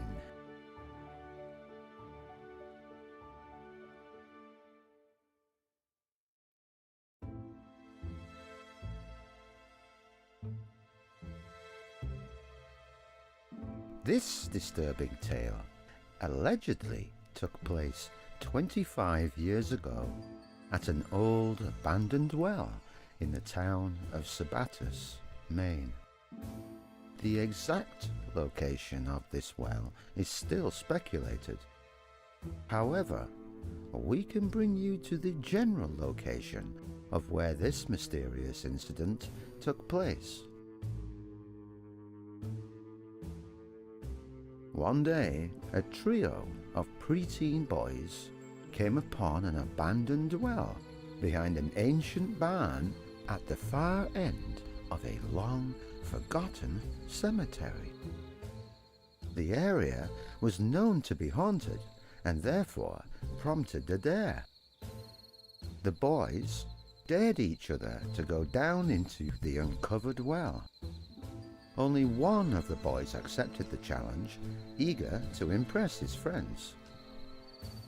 His friends, giddy with excitement, found some rope laying around, as well as a small tire for the kid to sit on. They lowered him down into this deep, dark well until they lost sight of him completely. That's when things became eerily quiet. The boy in the well wasn't saying anything, and there was no movement on the rope. With haste, the two boys pulled their friend back up and were stunned by what they saw. The boy's hair had turned pure white, and his appearance was that of a haggard old man. He had aged decades somehow in the few minutes he was down there. When his friends were able to pull him onto the ground beside the well, the boy began laughing maniacally with dark and wild eyes, and he trembled with terror. When questioned about what had happened down in the well, the boy responded with gibberish. He had apparently lost his mind and gone insane. According to locals, the boy was never the same again, his condition incurable. He was sent to the county institution to live out his days as an asylum patient, where, many say, you can still hear him screaming from the windows.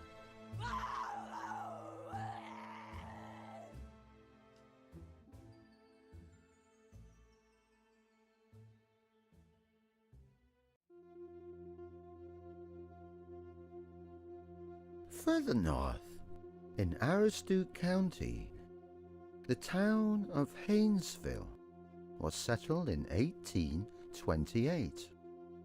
By 1832, a road was completed connecting Haynesville and a military post in Halton for easier transportation of supplies.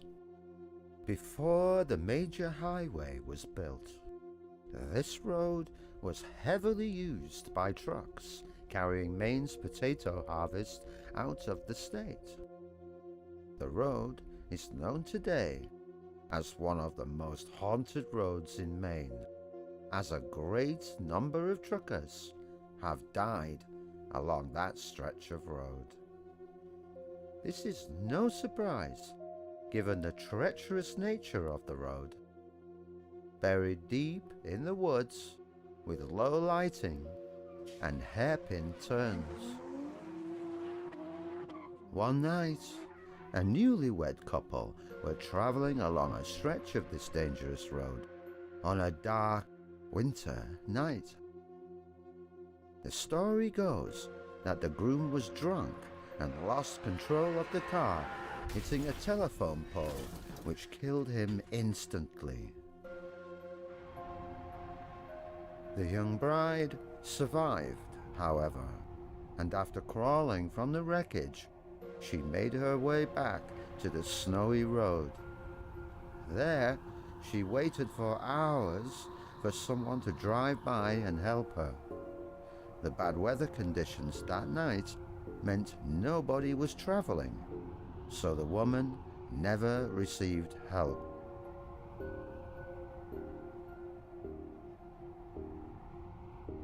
It is reported that she has remained in the same place in her wedding gown where she eventually froze to death. Supposedly, the bride can still be seen wandering along the side of the road, searching for help that never came. Travelers on the road have reported seeing the woman in the white gown outside of the Haynesville woods. Some even claim to have actually spoken to the woman.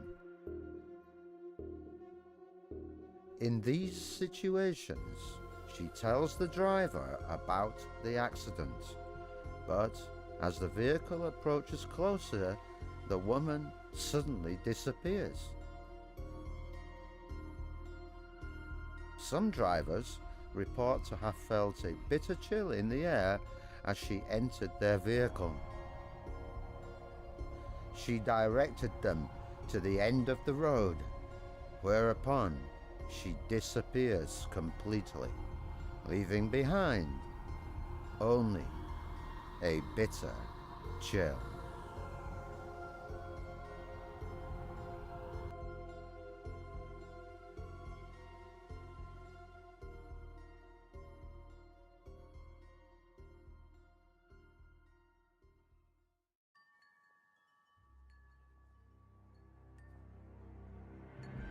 Have you ever heard of entire villages disappearing overnight? No signs of struggle, no explanation, just silence where life once thrived. Across the world, from the icy wilderness to the arid deserts, there are accounts of communities that seemingly vanished into thin air. Could these be cases of migration? Tragic fates lost to time? Or something far more mysterious? In this episode, we explore two baffling cases of sudden disappearances: an Inuit tribe in Canada and the ghostly abandonment of a village in India. Before we get into these mysterious tales, however, make sure to like this video and subscribe to the channel. Now, let's dive into our first case of mysterious vanishings.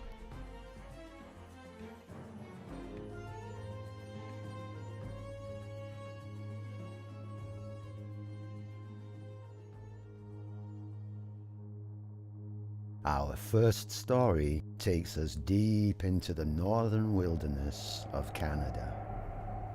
The year is 1930, and an experienced fur trapper, Joe LaBelle, is making his way to the remote village of the Inuit people near Lake Anjaikuni.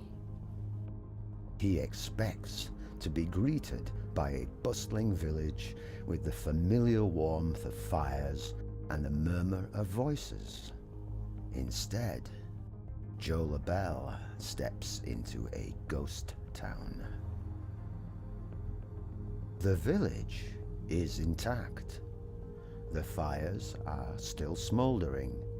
Tents are still standing, with clothing neatly arranged inside. Food sits uneaten on tables, but not a single person is in sight. As LaBelle walks around the abandoned village, he discovers something even more chilling. 7 sled dogs, still tied to their posts, having starved to death. Surely, this is a sight that should be impossible. These dogs are essential to survival, so why were they left behind? Just when LaBelle thinks the scene can't get any more unsettling, he spots an empty grave nearby. It has been dug up recently. However, the stones surrounding it remain untouched. It couldn't have been animals that did this, LaBelle concludes. So, it must have been a human. But why? No footprints led away from the site, giving no clues as to where they went. 25 men, women, and children vanished. LaBelle rushes to alert the authorities, and soon the Royal Canadian Mounted Police arrive. Their investigation only deepens the mystery as reports of strange lights come flooding in from the local people and those working the case. Witnesses, including the investigating officers, report seeing strange, pulsating blue lights in the sky above Lake Anjikuni. They adamantly deny it being Aurora Borealis and insist the lights were something else, something unnatural. Some believe this could have been one of history's largest cases of mass alien abduction. Could the villagers have been taken by something not of this world? Or could their disappearance be tied to something much older?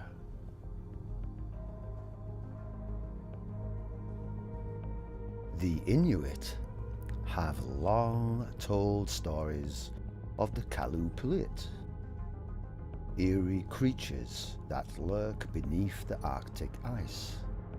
They are said to snatch those who wander too close to the water's edge, pulling them beneath the surface. Described as having green, slimy skin, webbed hands, and long fingernails, the Kalupulit are often depicted as wearing an amortic, a parka designed to carry children. Some legends say they emit a haunting hum, luring victims to the water. Others claim they keep their captives in a frozen stasis, draining their youth to maintain their own eerie existence. Could a creature like the Kalupulit have lured the villagers of Lake Anjikuni into the depths? Some believe this ancient legend is more than just a cautionary tale.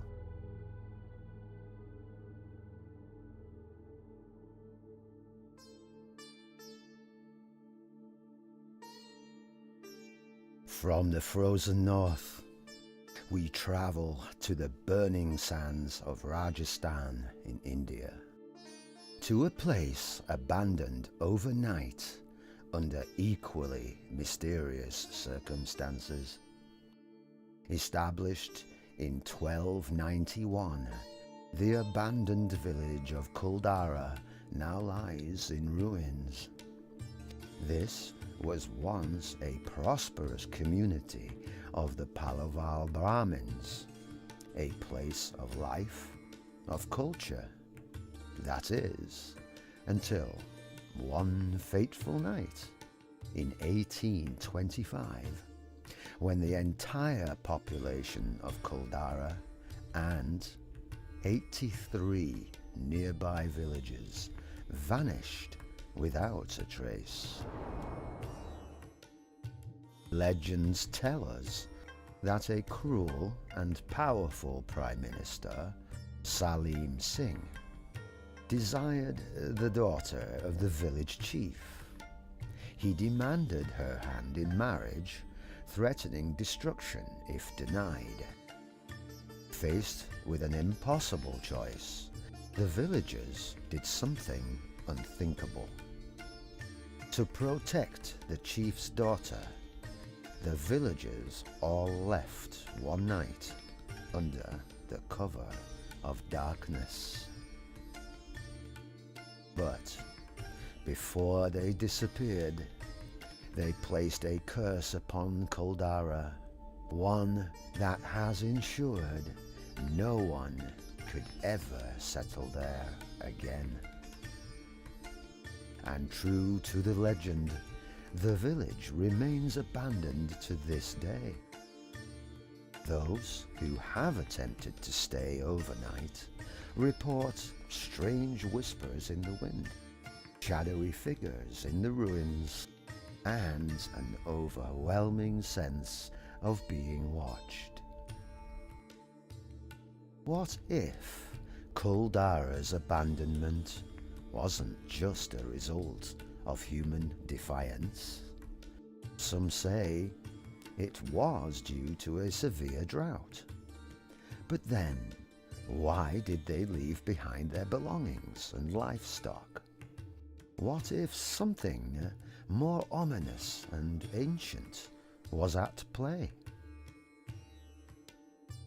Unexplained disappearances aren't unique to these villages. In Karnataka, for example, the tale of Nalebar warns of a vengeful spirit who lures unsuspecting people away from their homes. She appears as a beautiful woman, often dressed in white, calling to men in the night. Those who follow her into the darkness are never seen again. The story is often dismissed as a myth, a tale to warn people about venturing out alone after dark. But in a village that disappeared overnight without a trace, one has to wonder, could the villagers have been led away by something unnatural, something they couldn't resist? And could similar entities be responsible for other cases around the world? From ghostly figures to reports of lights in the sky, many of these mysteries share eerie commonalities. Two villages, two disappearances, two cultures separated by thousands of miles, yet linked by eerie similarities. Both places were abandoned without clear reason. Both are surrounded by supernatural legends. Both leave behind more questions than answers. Perhaps ancient folklore hold the key to understanding these vanishings. Or maybe these legends are more echoes of humanity's oldest fear, the unknown. Well, that's for you to decide. Let me know your thoughts in the comments. And if you enjoyed this venture into the unexplained, don't forget to subscribe for more mysterious folklore legends. Until next time, stay curious and remember, some mysteries were never meant to be solved.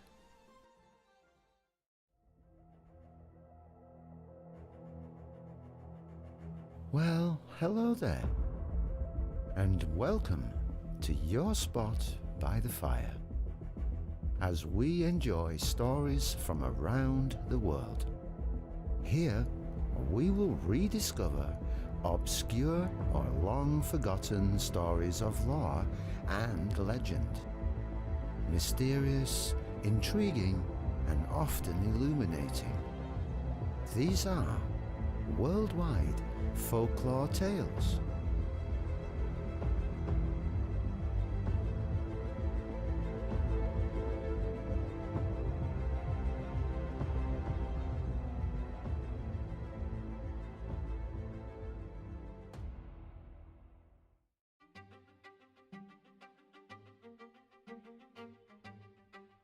Local legends in Yorkshire are close to my heart.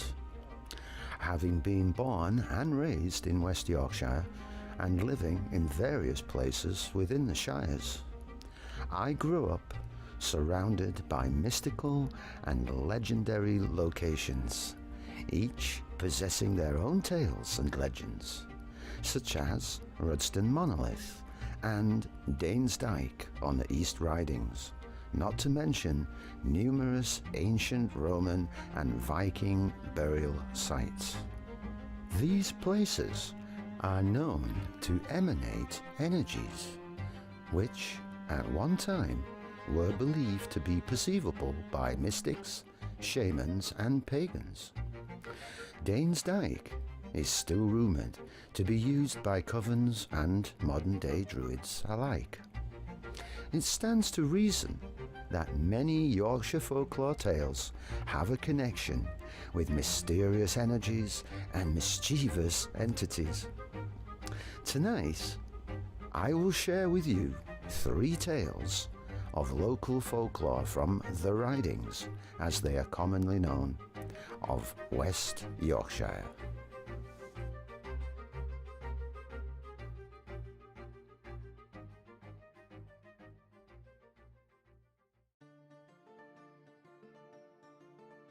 Have you ever spotted a hobgoblin? I'll bet you haven't. If you have, I suggest you treat it kindly and don't make it speak. Hobgoblins, or hobs, are known to be found in cliffs and caves and all over the moorland in hop holes. It was thought that each dale had its own hobgoblin that would help or hinder the people living there and those travelling through. Yorkshire hobgoblins vary in their power and abilities from legend to legend. Some folk stories tell of healing powers. Sick children would be taken to hobholes by their worried parents in hopes that the small, hairy, man-like creature who lived there would cure the illness. This practice was particularly common for children suffering from whooping cough.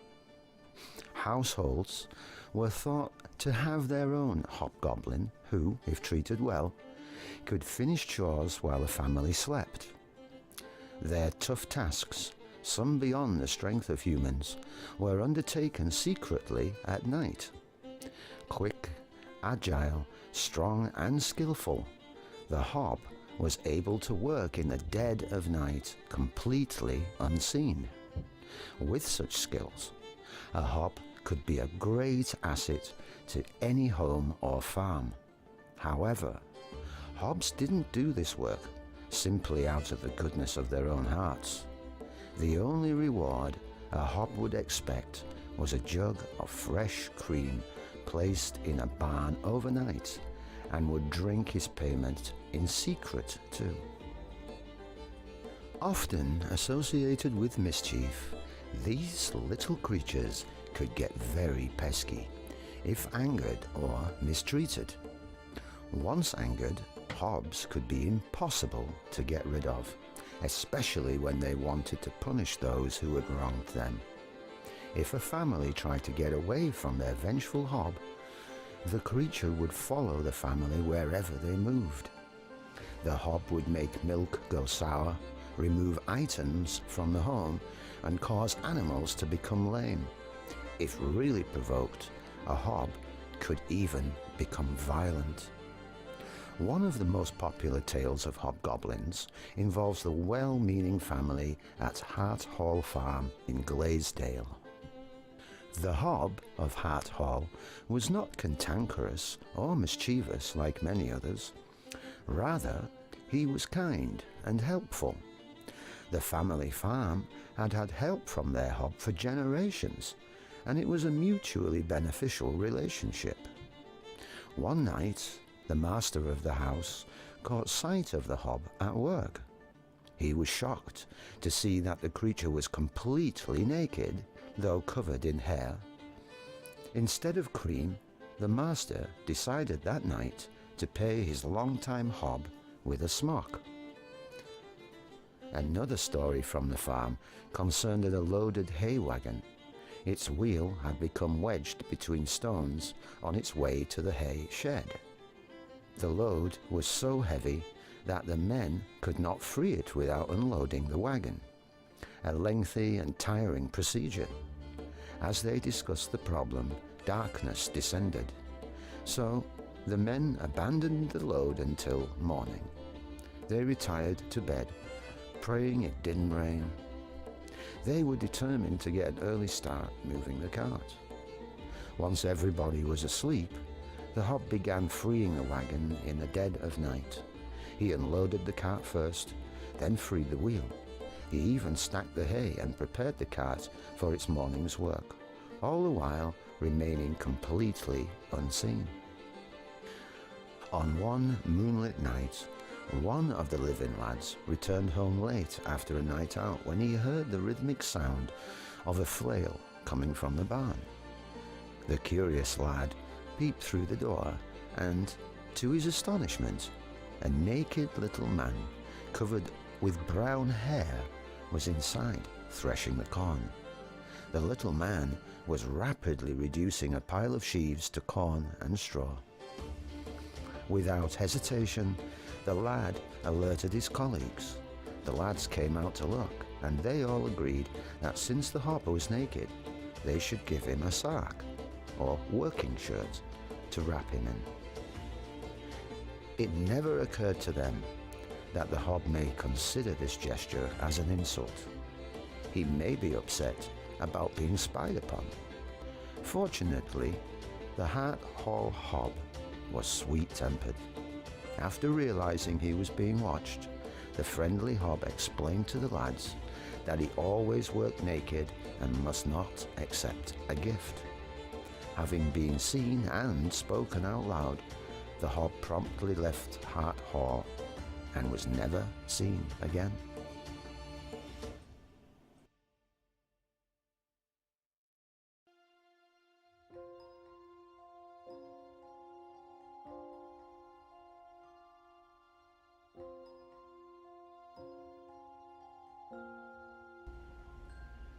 Another legendary being, which can also be helpful around the household, are called boggarts. Well, that is, until they are insulted. These mysterious and often violent creatures can be found indoors, outdoors, or in lonely places throughout the moors. Boggarts could take many forms, although they are rarely visible to the human eye. Since they are frequently seen by cattle and horses, a term coined in Yorkshire for a shying horse is one that has taken the boggle. One day, a boggart took up residence in the house of a quiet, inoffensive farmer named George Gilbertson. Upon arrival, this uninvited entity asserted its dominance, deciding that it was the rightful owner of the land.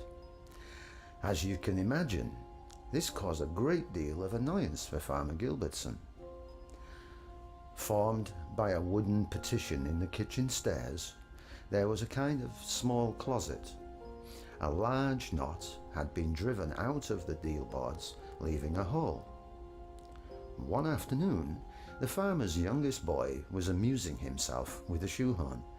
Playing around, he stuck the shoehorn into the hole in the stairs, and immediately it was thrown out again, striking the boy on the head. The culprit was, of course, the boggart. And though the first incident was terrifying, it soon became a game of sorts, to put the shoehorn into the hole and have it shot back. Unfortunately, this seemed to goad the boggart into more disruptive behavior. At night, heavy footsteps were often heard clattering down the stairs.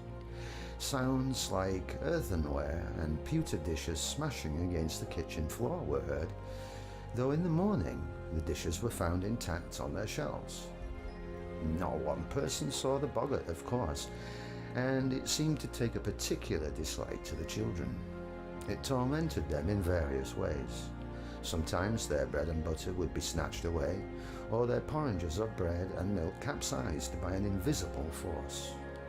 Soon enough, the curtains hanging on their beds would be shaken vigorously, and a heavy weight would nearly suffocate them, pressing on their chests. Upon hearing their children's cries, the parents swooped to their aid. So many disturbing, sleepless nights. The boggart at length caused such torment that Farmer Gilbertson and his wife resolved to abandoning the farm and letting the boggart have it all to himself. The farmer and his family were loading the last pieces of furniture when approached by a neighbour named John Marshall. "Well, Georgie," John said, "and so you're leaving Told House at last?" "Hey, Johnny, my lad, I'm forced to it. That damn boggart torments us so we can't neither rest, eat, nor near sleep at night. Seems like I've so much malice against poor bairns, it almost kills my poor dame at thoughts on it, so yeah, see, we're gonna force to flit like." He barely had uttered the words when a voice cried out from a deep, upright churn. "Georgie, we're flitting, you see." "Oh, damn me," cried poor farmer. "If I'd known they'd been here, I wouldn't have stirred, Peg. Nay, it's no use, Mally. May as well turn back, ain't told us, as be tormented by another that's not so convenient." It is possible the farmer and his family did turn back, and seemed to come to a better understanding with the boggart, who undoubtedly continued its horn trick through the knot hole.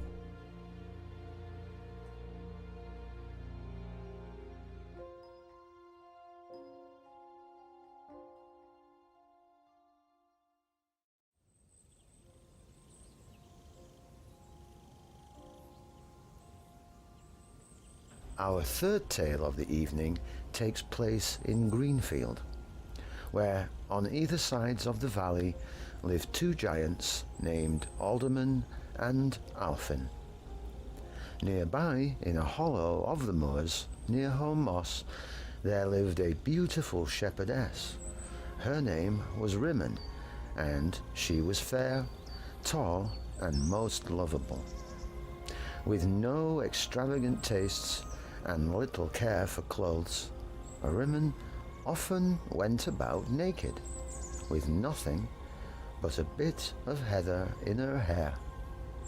The sight of her shapely figure walking naked across the moor drove giants to fall madly in love with her. She flirted with both Alderman and Alfin, enjoying the attention. Once she made a decision, she smiled and blew kisses at Alfin, giving Alderman a cold shoulder. The two giants fell out with each other at once over the shepherdess, arguing and insulting one another. The two friends turned bitter enemies.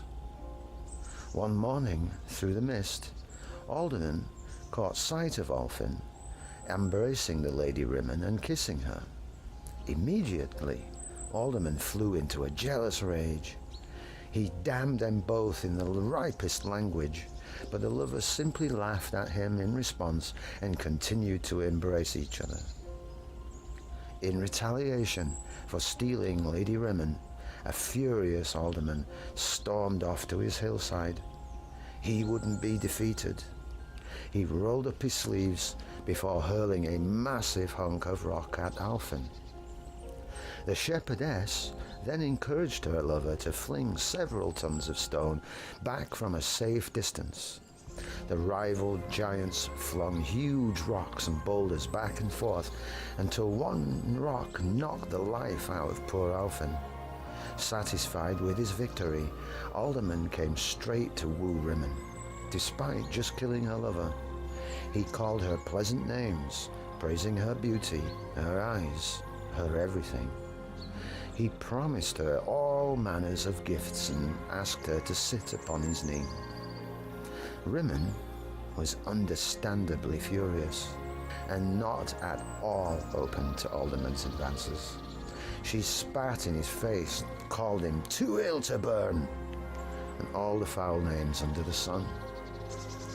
As her initial anger was spent, grief took over, and she began to weep and wail over her dead orphan. In total despair, unable to breathe another moment without her orphan, Lady Rimmon threw herself down a precipice, ending her life. With no friend and no beautiful shepherdess, Alderman returned to his hillside. To this day, Alderman glowers at his dead rival on the other side of the valley, as they both slowly petrified to stone over the years. In Rimmon Clough, which runs down to Sale Bark, one can find a pool where Lady Rimmon used to bathe on summer mornings, before walking through the long grass and bracken while she dried off before getting dressed once more.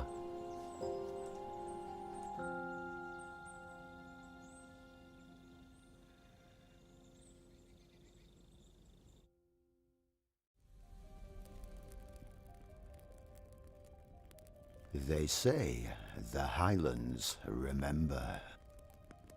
The land keeps its secrets in the fog and the soil.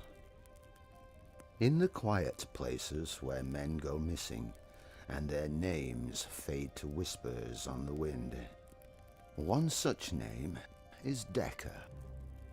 He was a Highlander through and through, broad-shouldered, steady, and with a voice that could calm a frightened horse. He lived alone near Black Cairn Wood, a stretch of ancient forest the locals called the Devil's Lungs, because of how it breathed, mist rolling in and out like the woods themselves were alive. That winter, strange things began. Sheep went missing, deer turned up half-eaten, great claw marks were found on the stones. The villagers whispered of a creature stalking the glen. Some said it was a wolf, others a spirit. Decker laughed it off at first, but when he found one of his hounds torn apart, laughter turned to silence. From then on, he kept a rifle by the door and a lantern burning through the night. Then, one evening, through the drifting snow, he saw it, a tall, hunched figure standing at the edge of the trees. Its eyes glowed faintly yellow in the dark, and though it stood 100 paces away, Decker swore he could hear it breathing. When he blinked, it was gone. Weeks passed. The woods grew quiet. The birds stopped singing. Decker spoke little when he came to town, and some said they heard him muttering to himself as he walked the road home. Then, one bitter night, a traveler appeared. The man came out of the mist as if it had shaped him. Tall, lean, with hair black as soot and eyes pale as frost. He said he'd lost his way crossing the glen, and Decker, being decent at heart, offered him a seat by the fire. They shared whiskey and a bowl of stew. The fire crackled low between them. "So," the stranger said softly, "you live here alone?" Aye, Decker replied. always have. Folk don't care much for the woods after dark. The stranger smiled. They're right not to. There are old things in these hills, things that wear the shapes of beasts and sometimes of men. Decker frowned. You sound like the old woman in town, talking of spirits and changelings. I hunt what's real. Do you? The man asked. He leaned forward, the firelight flickering in his pale eyes. What if the thing you hunt already knows you? Decker felt his hand drift toward his rifle.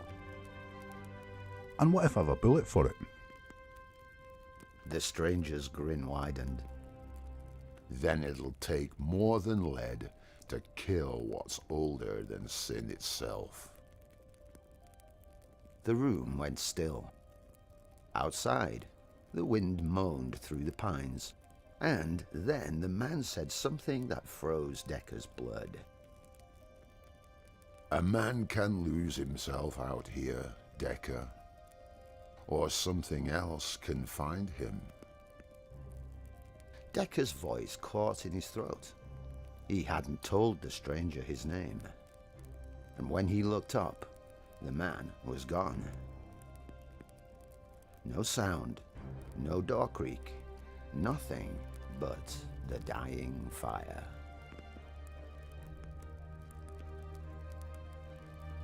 That night, Decker dug a pit beyond his cabin, deep, lined with sharpened stakes and covered with branches and snow. He didn't sleep. When the pale man returned, walking straight toward the fire, as though drawn to it, Decker whispered. You're not walking out this time. He raised his rifle. The gun cracked like thunder. The creature screamed, not like a man, not like an animal, but both, and fell into the pit. The snow hissed red, and its body twisted in a shape the eye couldn't follow. By dawn, nothing remained but claw marks in the dirt and the stench of iron. The villagers found Decker days later, sitting by his hearth, staring at the floor. His food had gone cold. His lantern had burned out. "Decker?" one of the men asked. He looked up slowly. His eyes had turned pale as frost. It's quiet now. The forest. It stopped breathing. After that, he stopped coming into town. He stopped hunting. The smoke from his chimney was the only proof he still lived. And now and then, someone would glimpse him standing in the woods, talking to no one. Others swore they heard two voices coming from his cabin, one deep and hollow, one pleading softly. "Get out of my head!" You let me in, Decker. By spring, he was gone. Some say he wandered off into the trees and never came back. Others say he's still out there, walking between worlds, cursed to carry the spirit he killed. And on nights when the fog rolls over Black Cairn Woods, travelers hear him whispering in the dark, one voice crying, the other laughing.